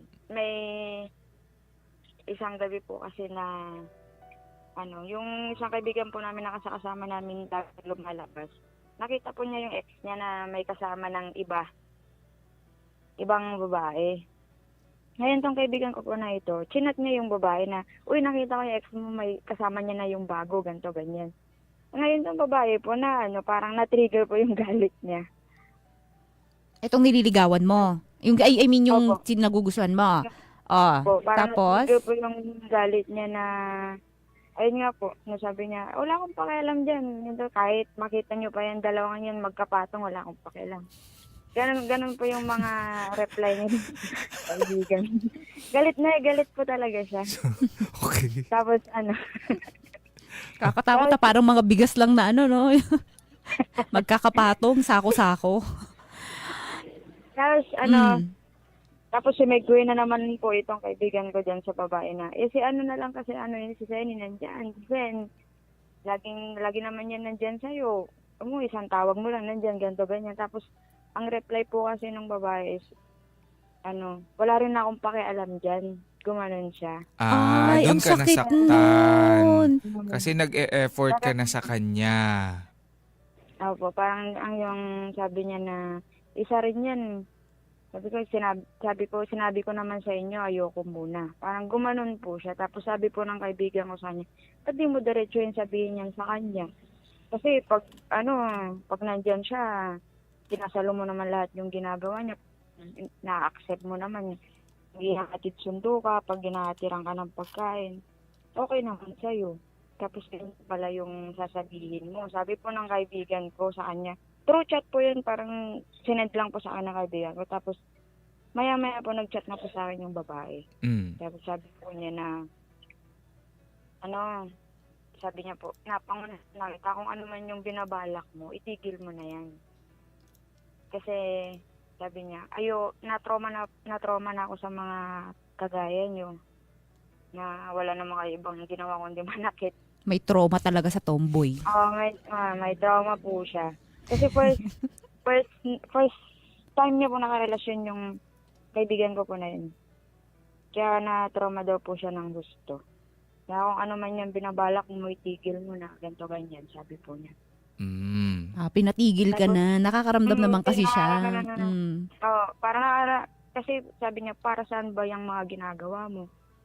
Sabi niya po sa akin. Tapos sabi ko po sa kanya, ilang magkaibigan. Ginagawa ko to kasi kaibigan kita. Kailangan mo ng alalay, kailangan mo ng nakakasama. Kaya naalalayan kita. Sabi ko po sa kanya. Tapos hindi ko in-expect na may misinterpret mo pala yun. Nakala mo pala is ginagawa ko to kasi may gusto ako sa'yo. Yun naman talaga! Huwag mo na nga kami pinapabilog-bilog dito, B. Girl! Kanina pa tayong alas 9 nag-uusap dito, girl. Tayo pa ba yung magsisinungalingan dito? Ay, nako, girl. Yun naman talaga yung intention mo. Oo. Yan po talaga, pero yung diretsahin sa kanya. Parang syempre, kailangan ko i-save yung pride ko, di ba? Kunwari. Kunwari na lang, Ayoko na po kasi diretsahin agad porket naghiwalay na sila eh. Ganon na. Yung dediretsahin ko na. Hindi po, kasi parang hinalalayan ko lang po muna. Kung pag nahihiya pa po ako, mahina pa po yung loob ko. Hindi mo kaya. Kaya nagsinungaling ka na lang, sinabi mo na hindi mo siya gusto, ganon. Kumbaga, dahil feeling mo naman. Ganon. Feeling mo naman, kala mo naman napakaganda mo. Yung mga ganon. Friend lang turing ko sa'yo, no? Ew! Kawang gawa lang to.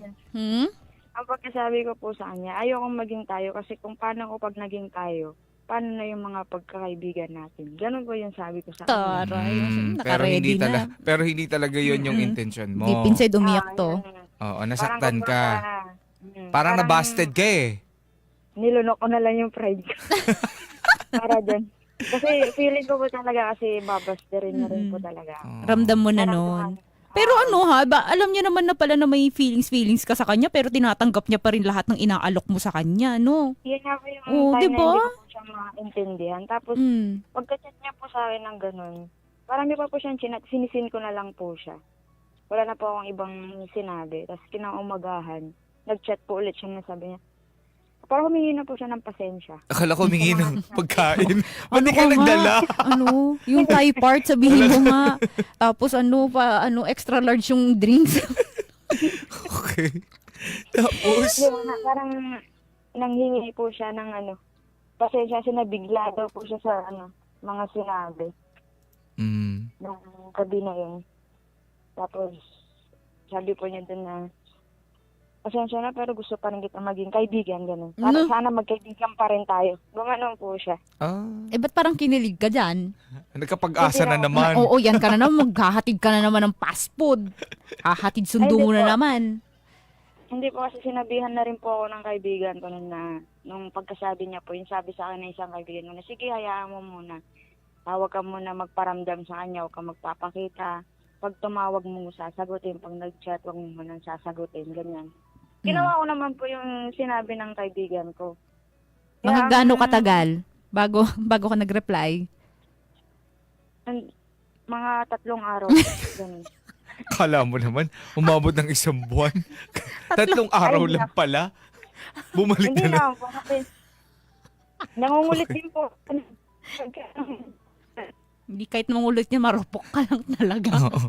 Kung talagang wala kang intensyon, hindi mo na replyan, papatagalin mo kung talaga. Para hanapin ka. 3 araw Pero na. yung 3 araw, ayan, halatang halata. Mm-mm. Napatay na patay ka sa kanya. Kaya itong Wala. babae, nagkakaroon ng lakas ng loob. Oo. Susunod na naman ikaw sa kanya. Wala na naman. Hatid sundo na naman to. So after 3 days, ano nangyari? Naku, kinain na siya ng signal. Mga kabarangay, nawala na. Sige, subukan mo Hindi na natin. kinaya. Pakitawagan nga ulit, Andy. Pero ano, Andy, Oo. nawala siya. pero Ayan. may mga time kasi talaga na Mm-mm. kahit papaano kapag ka nag-invest ka na sa tao, syempre mahirap talaga. Mhm. Kapag ka nalaman mo na wala pala siyang pagtingin sa akin, parang sayang pala. Nakakawalang gana. Totoo, yung mga ginawa ko para sa kanya. So, ikaw, magkukunwari ka na lang para hindi ka mapahiya sa kanya. Uy, ako pala mo ng mukha mo. Di kita gusto, no? Yan na.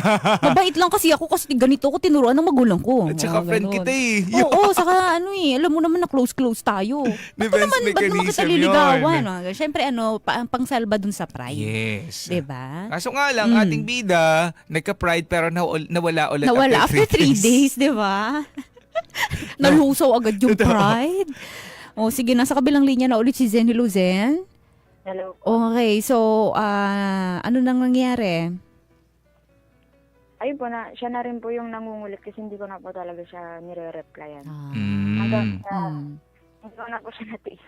Nire-replyan ko na, sabi ko po sa kanya, nami-misinterpret mo kasi ako sa mga ginagawa ko kaya mas pinili ko na hindi na lang muna kita kausapin hanggang sa maging okay ka. Sabi ko po sa kanya.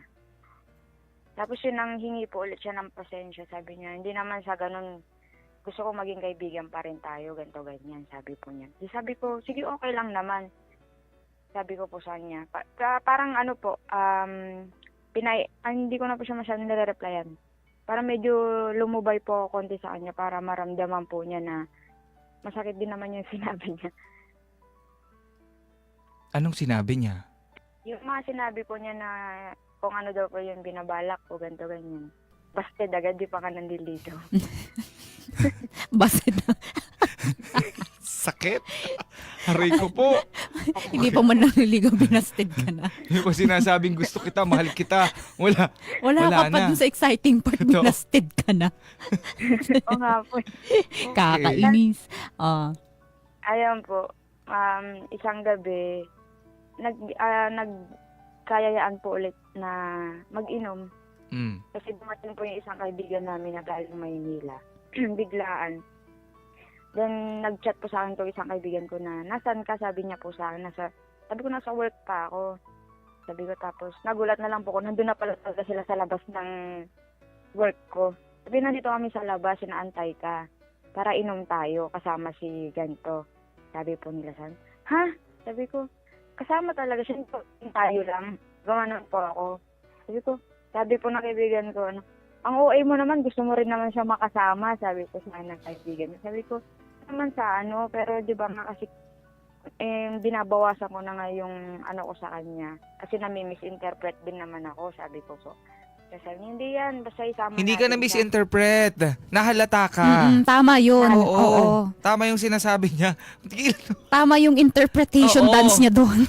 Nahalata. Interpretative dance niya doon. Oo. Okay. Tapos, Tama siya doon, B. Nagkayaan nga po uminom. Then pinuntahan po namin yung babae sa boarding niya. Tapos pumayag naman po siya sa mama.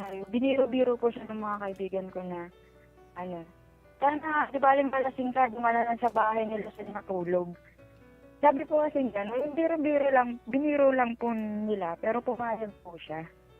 ayan na. Pero nung time na yun, hindi po kami nagpapansin, hindi po talaga siya pinapansin. Kasi hindi rin niya po ako pinapansin, siguro nahihiya po siya dahil sa mga sinabi.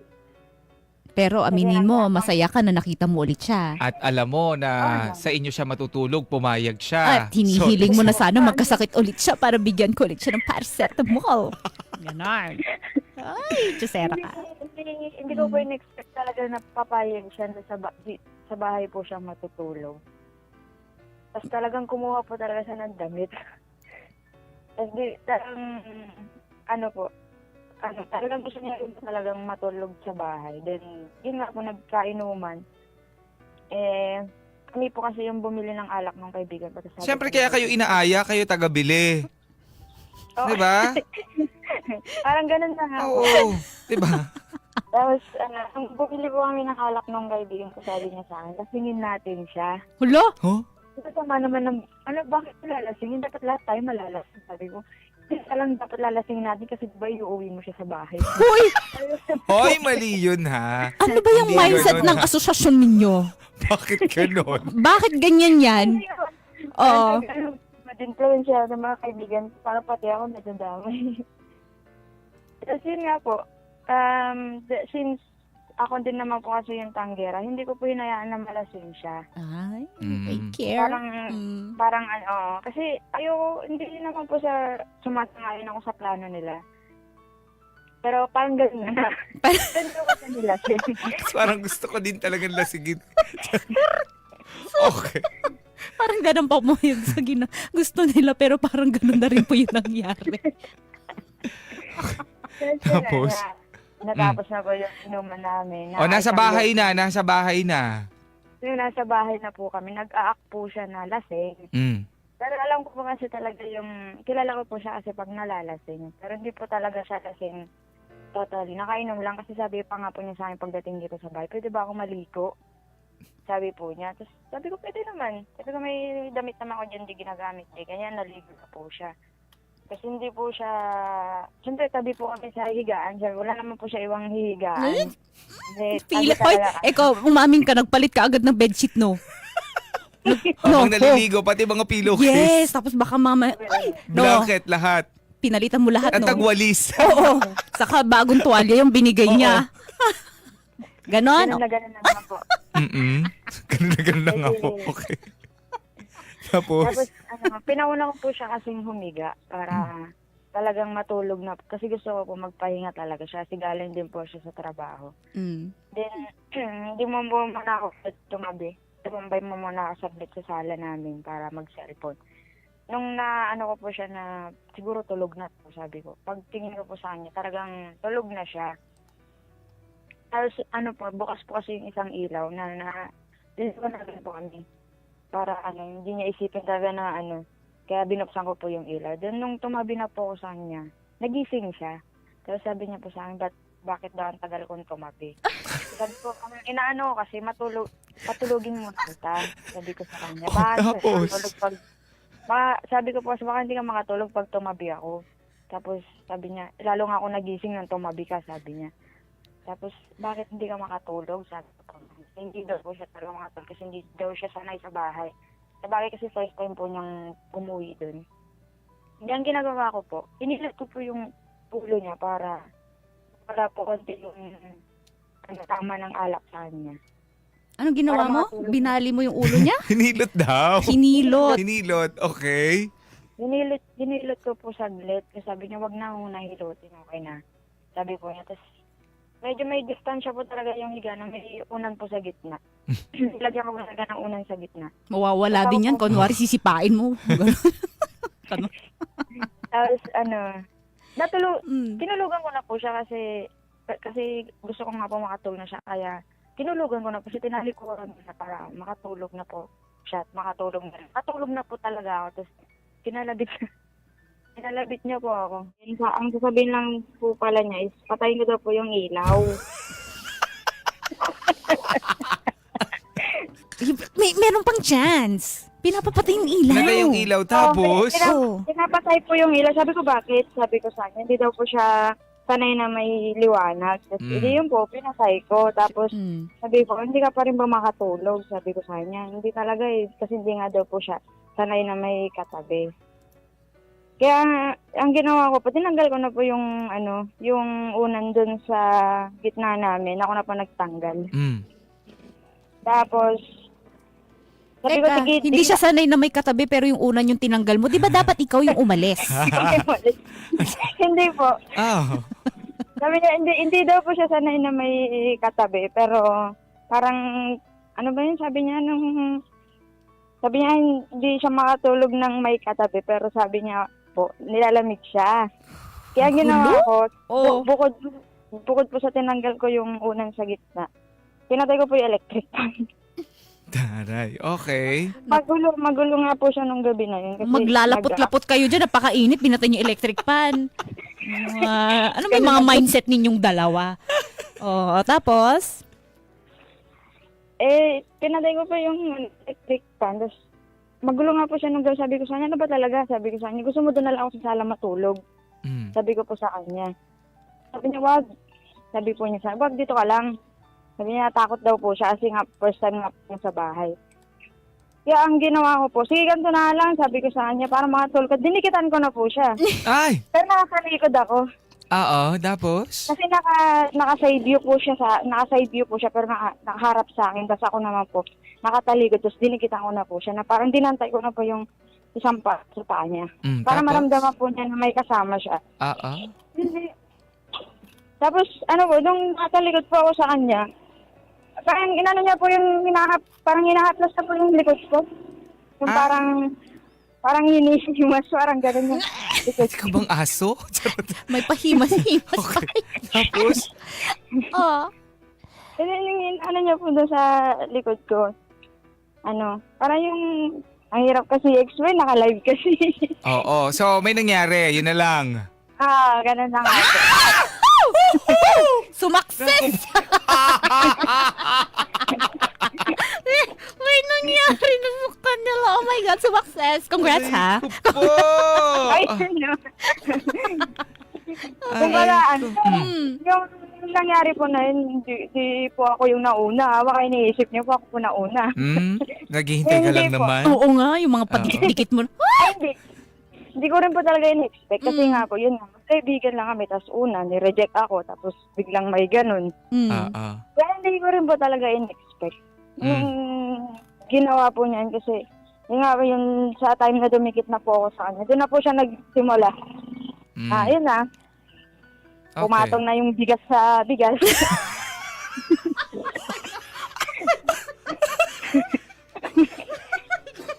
Then po, hindi ko po talaga in-expect. Tapos after na po na nangyari na yun, siyempre nakatulog na po kami. Pagising namin kinabukasan, nagmamadali na po siya umalis. Sa hiya? Ganun, charot. Ano ba?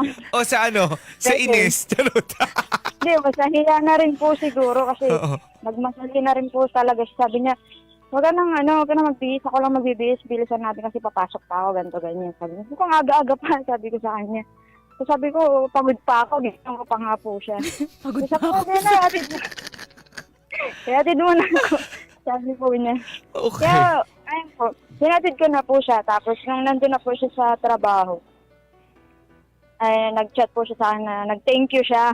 Sabi ko, para saan? Sabi ko po sa kanya na pinatuloy ko nga daw po siya sa bahay. Then sabi ko naman po, okay lang. Worth it naman yung pagod ko. Gawa na po ako sa kanya. Kayo, ha? Ayoko na. Ako yung bigas sa bigas. Pumatong yung bigas sa bigas. Ang bigat niya po kasi. Mas matangkat mo na siya yun sa akin. Mas matangkad sa'yo, magkasinlaki kayo. Hindi po, mas matangkad po siya. Matangkad lang, pero payat siya. Kumbaga kung sa bigas, 50 kilos siya, Oo. ikaw 25 kilos. Kalahating kaban ka lang, ganun. Bigat nga. Hindi naman po. So Okay. after nagklaro na ba sa inyong dalawa kung anong meron sa inyo? Hindi, parang doon na po parang nawala na po yung pagkakaibigan namin after po nun. Kasi, opo. Kasi sabi niya po kasi sa akin, wala lang daw po yun sa kanya, dahil lang daw po yun sa kalasingan niya. Ay, Oh, so Ouch. nagamit ka lang. yeah, ginamit lang ang iyong bigas. Parang ano ba yun, sabi nila parang one night stand. Nako? Oo. One night stand pero nakahiga naman kayo. Oo nga pala, one night. Sige. So parang wala lang, dinasaktan ka doon. Siyempre po. Parang Naghabol ka ba? Hindi na po. Nung pagkasabi niya po kasi sa akin yun na, wala lang pala yun sa'yo. Tapos sabi ko po sa kanya, alam mo ba sa aming mga lesbian, hindi yung basta-basta sa amin. Sabi ko po sa kanya, hindi kumbaga, Hindi laro sa amin yun. Mga ganong bagay, pinapahalagan namin yun. Unang-una, alam mong may respeto ako sa'yo, pero ginawa mo, sabi ko po sa akin. Wala ka ding respeto. Kasi may respeto ka, kahit anong gawin niya, Oo nga. wala lang yun. Sana lumipat ka ng higa. Oo, pwede ka Pero naman kasi hindi. sa sala eh. Oh, di ba? Hindi, kasi una po kasi talaga tinulak ko siya. Mm. Kasi parang niramdam ko rin po talaga sa nag-iinit po talaga siya ng gabi na yun. Ang init ng katawan niya eh. Sorry. Okay ka na. Okay, sige. Sabi ng boss natin, huwag tatawa. Sorry, sir. Hindi ko na kaya. Gusto ninyo, magpatugtog na lang tayo ng kanta. Kung ano nung ginagawa nitong babaeng to. Oh, sige. So, after nito, malinaw, wala na kayo. Like, kasi sa kanya, baliwala lang pala. Oh, wala lang daw po. Sa'yo, tinreasure mo yon at pinangalagaan sa iyong Oo nga, puso. kasi hindi daw basta-basta tong mga lesbian na to na pag may nangyari, may something na. Oo. Ganun, may code silang ganon. Oo. Okay. Oo, kasi unang-una, hindi ko naman po siya jowa. Kaibigan ko pati siya. Tapos may ganun pong nangyari. Parang, ang pangit siya, ang pangit tignan. Ang pangit pero gusto mo. Tigilan mo nga kami, Ren. Masyado kang nagpapaso sa balat niya. Ramdaman mo lang mainit yung balat niya. Sige. Pwede na mag-ihaw. Okay. Sabi na po siya na dahil lang daw sa kalasingan niya, ganyan. Then, parang sabi niya, pahiramin mo na lang ako ng pera. Sabi ko, Kalimutan na natin yon, pero pahiramin mo ko ng pera. Ginagamit ka lang talaga.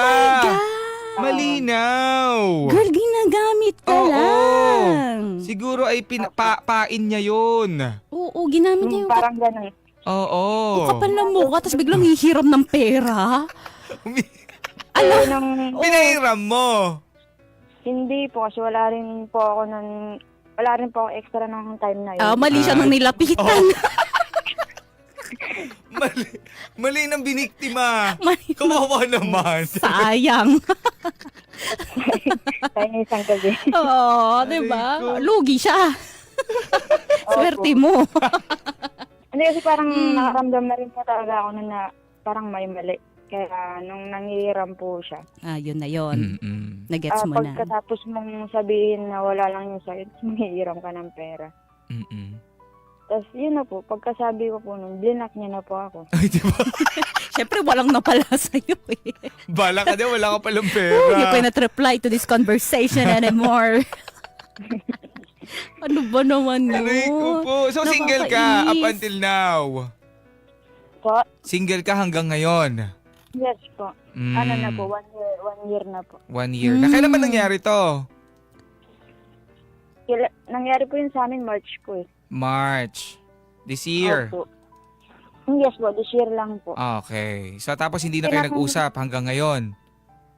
Hindi na po kami nag-usap, pero siyempre yung mga kaibigan ko po kasi is kaibigan din niya. Pag nagkakayaan po, sumasama po kami pero hindi po kami nagpapansinan. Alam ng mga friend mo? Alam ng mga friend mo yung nangyari sa inyo? Hindi po dapat nila malalaman kung hindi po nila ako. Ang mga tomboy, kilala ko yan. Kwentuhan niyang mga yan. Kwento niyan malala. Lahat talaga kinikwento. Dito pa nga lang, may pabigas-bigas ka pang sinasabi. Di ba? Sira ka. Kasi niyayabang nila minsan. May mga tomboy, mayabang-yabang din minsan eh. Oy, chicks ko yun eh. Tawag ko sa mga yun eh. Kasi may mga kaibigan din ako talaga na tomboy. Makwento talaga sila. Oo, tsaka mababait. Pag nagmahal sila, solid. Di ka naman. makakatakas. Parang may solid ako. Parang nakakatakot Oo, medyo nakakatakot. Aray ko po. Oo. Pero ngayon, ano bang problema mo ngayon? Ayun po, shortcut na lang. Nag-birthday po. Di ba? Shortcut pa to? Shortcut pa to. Okay. O sige. Hindi na nga po kasi kami nag-usap. Tapos naging okay po ulit kami after ng ilang buwan. Tapos, eto na nga po, nag-birthday siya noong October 12. Pero bago po ng birthday niya, ako po yung parang pinakiusapan niya na tulungan ko daw po siya. Sa lahat, sa pag-prepare pa na rin po sa mga gastusin. Tsaka ano po, hindi ko pa nababanggit. Nagka-jowa na po pala siya. Hindi po talaga ako yung naging jowa. Ano, tomboy din? At tomboy din po. Kaya hindi ko po kilala. Tomboy slayer siya. Totoo. Tomboy slayer. At saka ang gusto niya yung mga butch, no? Oo. Okay. Yung mga mukhang lalaki. Kinain. Ganon. Parang kinain lang din po yung Ano naman kinain? Hindi po yun sinabi niya. Na hindi siya magjojowa kasi mahal pa niya yung Hindi na- friend mo hindi na dati. siya. Mm-mm. So, ano Pero problema hindi ko ngayon? nagulat. Ay, nag-birthday siya. Kasi tinulungan ko naman po siya sa mga gastusin niya dun sa pag-prepare ng birthday niya. Sa pag-ayos. Lahat. Sa design, lahat po nung nag-photoshoot siya, ako rin ang kasama niya. Parang sinakripisyo ko po yung trabaho ko. Pati po yung pag-uwi ko sana ng probinsya namin, itong Undas. Hindi ko po tinuloy kasi yung pera po Kailan siya nag-birthday? October 12 lang. Ay, nato lang.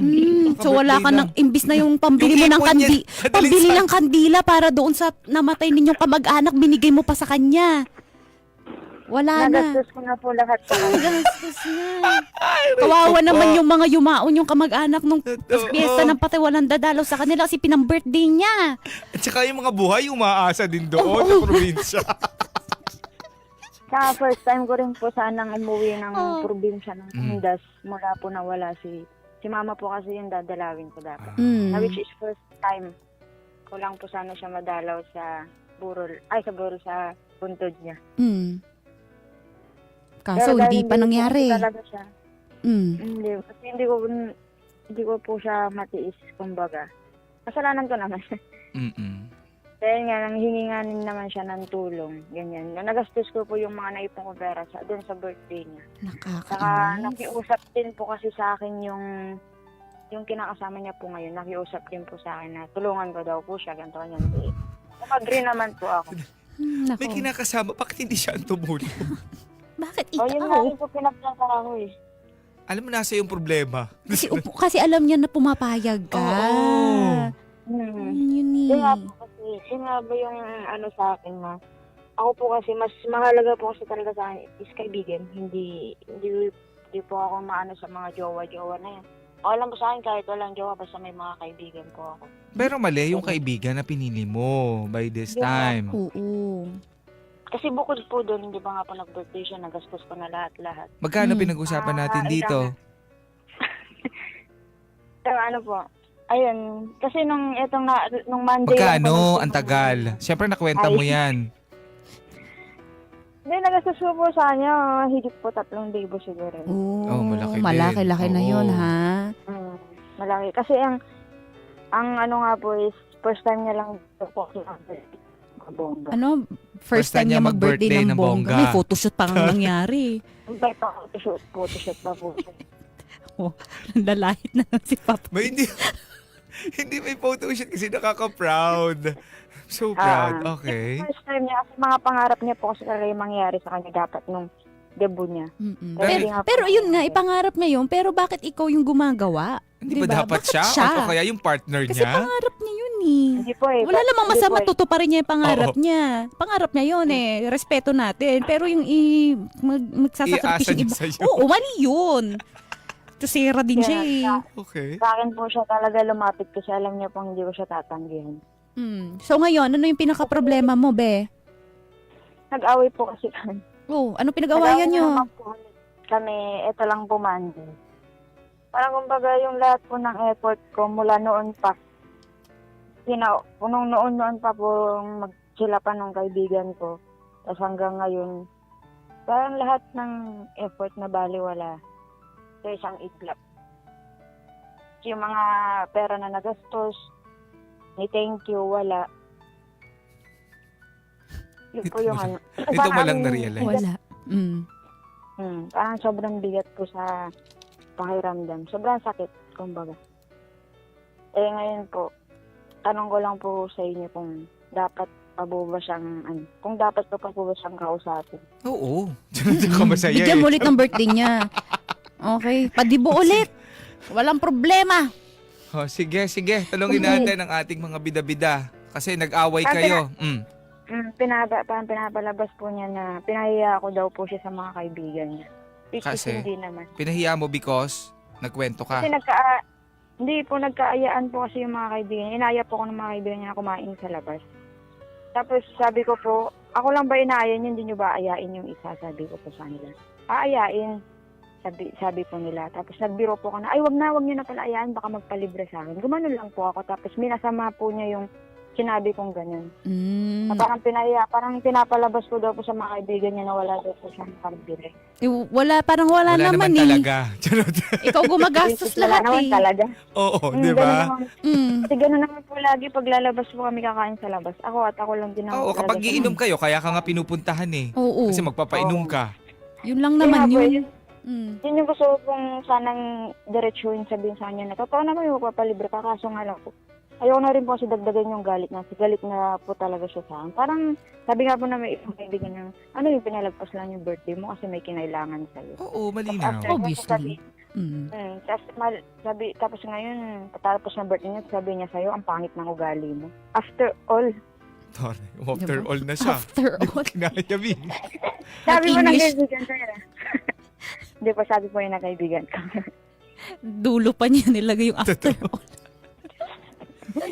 Ang saya niyo magkakaibigan. Ayan niyo nga kami minsan makipag-inuman sa inyo. Ganto-kwentuhan lang, ganto lang tayo. Ako bibili ng alak, libre ko. Okay? Ako sa kwento. Oo. Ikaw taga-bili ng ice. Ayan, sabi dito sa ating Facebook, sabi ni Jessa Pastor, ang advice ko lang kay caller, mahalin mo rin yung sarili mo, move on ka na sa kanya, as friend mo, mag-move on ka na sa kanya. Huwag ka na pumayag na gamitin ka lang niya pag may kailangan lang sa'yo. Kakaibiganin ka ulit para perahan ka lang. Kakabusit yung mga ganyan tao, tapos may nangyari na sa inyo para kabayaran sa mga itinulong mo sa kanya. May nananalasing na lang siya noon. Alam pa nga niya yung nangyayari, baliw yung babae na yan, sabi. Galit na galit.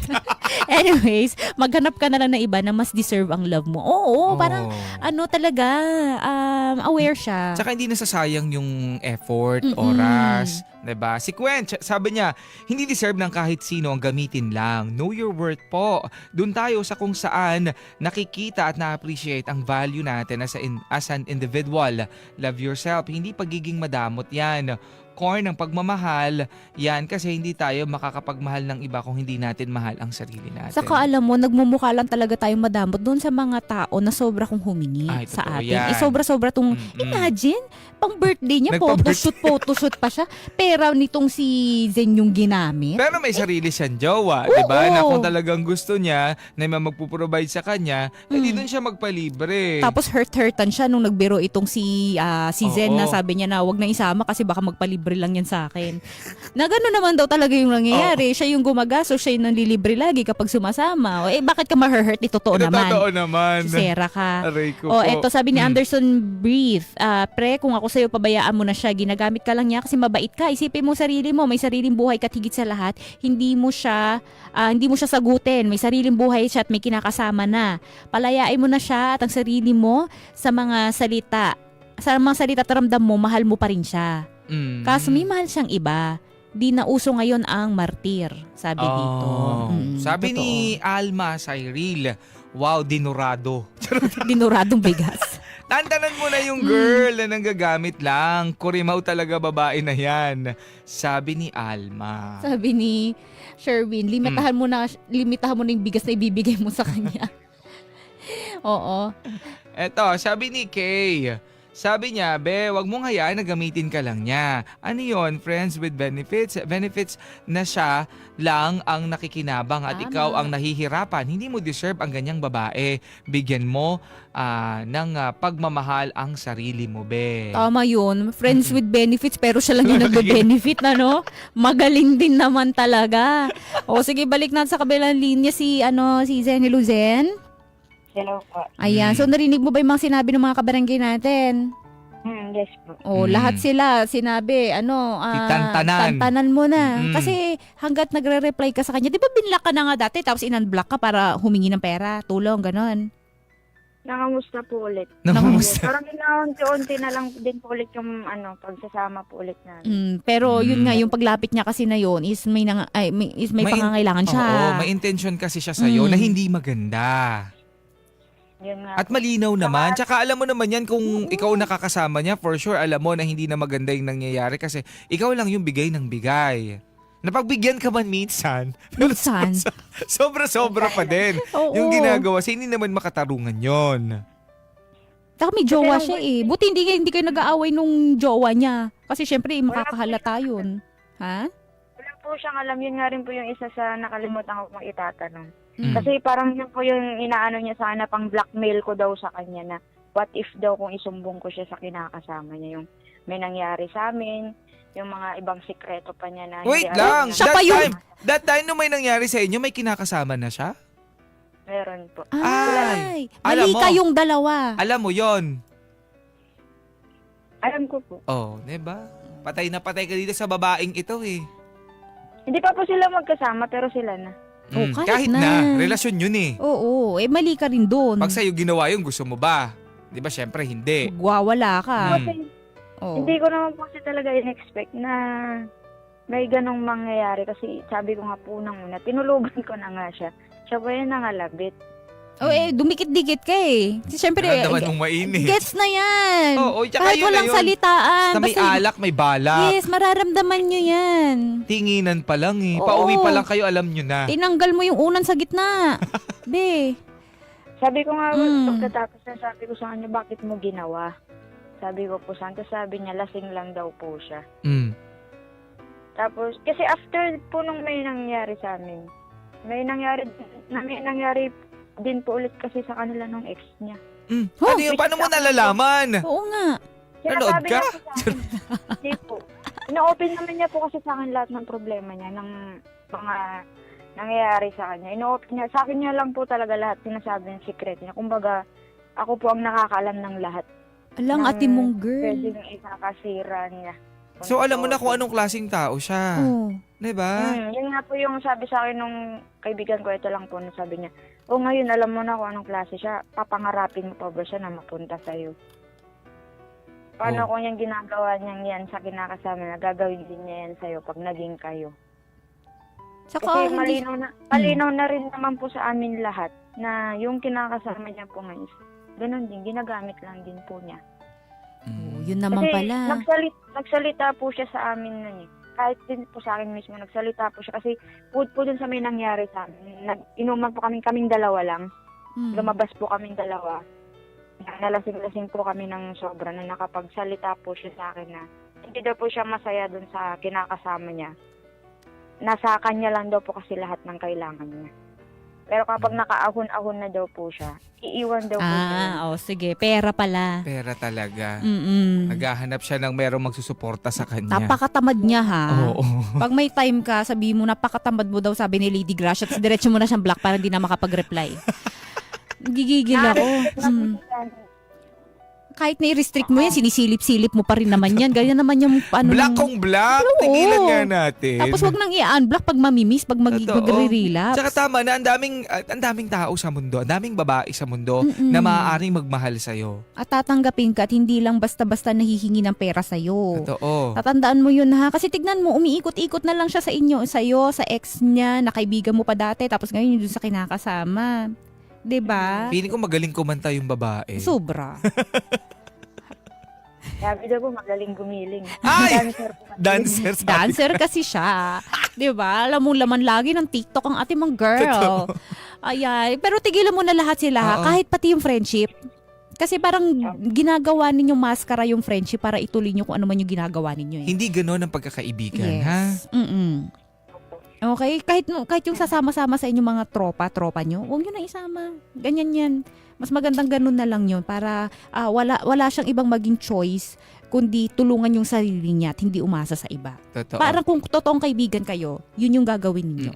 Kasi Tuturuan niyo natotolerate siya. nyo din kahit papano eh. Kasi kapag pinagbibigyan nyo sa ganyan, lagi nyo nililibre, ganyan yung ginagawa sa'yo, bibigyan mo ng pera, masasanay yan. Hindi siya gagawa ng paraan para iaahon yung sarili niya. Yes. Hindi yun tunay na kaibigan for me, ha? X din paminsan. Pag nalaman mo na, nandyan siya, okay, hindi ako sasama. Saka, Ganun. baka mamaya madamay pa kayo dyan sa gulo, mamaya dun sa tomboy na yung kinakasama niya ngayon pag nagkabukingan. Takot na takot siya, di ba? Na baka i-booking mo siya, i-blackmail mo. Pare po yung tanong ko po sa inyo sa papong tanong ko na kailangan po ba sabihin ko na doon sa kasi nakokonsensya din po sa kinakasama niya, wala po talaga siyang alam. Ang bait-bait pa naman po nun. Ayun, ang bait-bait, tas gano'n ginawa nyo. Magkasundo po kami nung kinakasama niya. Kahapon nga lang po magka-chat kami na ang sabi ko lang po is huwag mong papabayaan yung kaibigan ko, ganito. Parang nandun pa rin yung care ko sa kaibigan ko kahit ginanon niya ako. Which is, dapat hindi naman yun talaga ang sasabihin ko sana. Yung gusto ko Hindi sabihin na. sa kanya yung ginagawa. Wag na cut off mo sila parehas. Okay na yun. Nangyari na mga nangyari. Para at least wala ka ng pakialam. Okay? Sa kanilang dalawa. Saka kung ano man yung magkaalaman sa dulo, pag nalaman na nitong lahat at kinumpronta ka na, mag-sorry ka. Kasi Yun. aware ka eh. Okay? Tanggapin mo din yung pagkakamali mo. Huwag mo na lang ding isisi lang ang lahat doon sa babae na yun kasi parte ka din ng kasalanan. Okay? Anong gusto mo sabihin doon sa babae na yun kung nakikinig siya ngayon? Sana nga po nakikinig. Mm. Kaya yun. Akin lang naman po, kahit di na tayo magkabati, kahit di na magkaayos kung ano man yung mga dati nating sama, na akin lang. Ma-realize mo pa rin sa panahon na wala na ako sa'yo, ma-realize mo na kung gaano ako naging mabuting kaibigan, naging totoo. At hindi nawala sa pagtawag mo ng pangalan ko, nandyan ako. Sana makatagpo ka pa rin ng gaya sa akin, na kaibigan, na masasabing one call away. Kasi gaya nga ng sabi mo sa akin nun na ayaw mong maputol yung pagkakaibigan natin kasi ako lang yung ganto sa'yo na kaibigan. Pero sana this time, pag nakahanap ka ng kaibigan na gaya sa akin, hindi yung kung anong meron ako, yun lang yung papahalagahan mo. Yung gaya niyan, yung pag may pera, nagiging kaibigan mo, ganyan. Dapat tignan mo din yung effort na magiging kaibigan mo. Meron man siya o wala.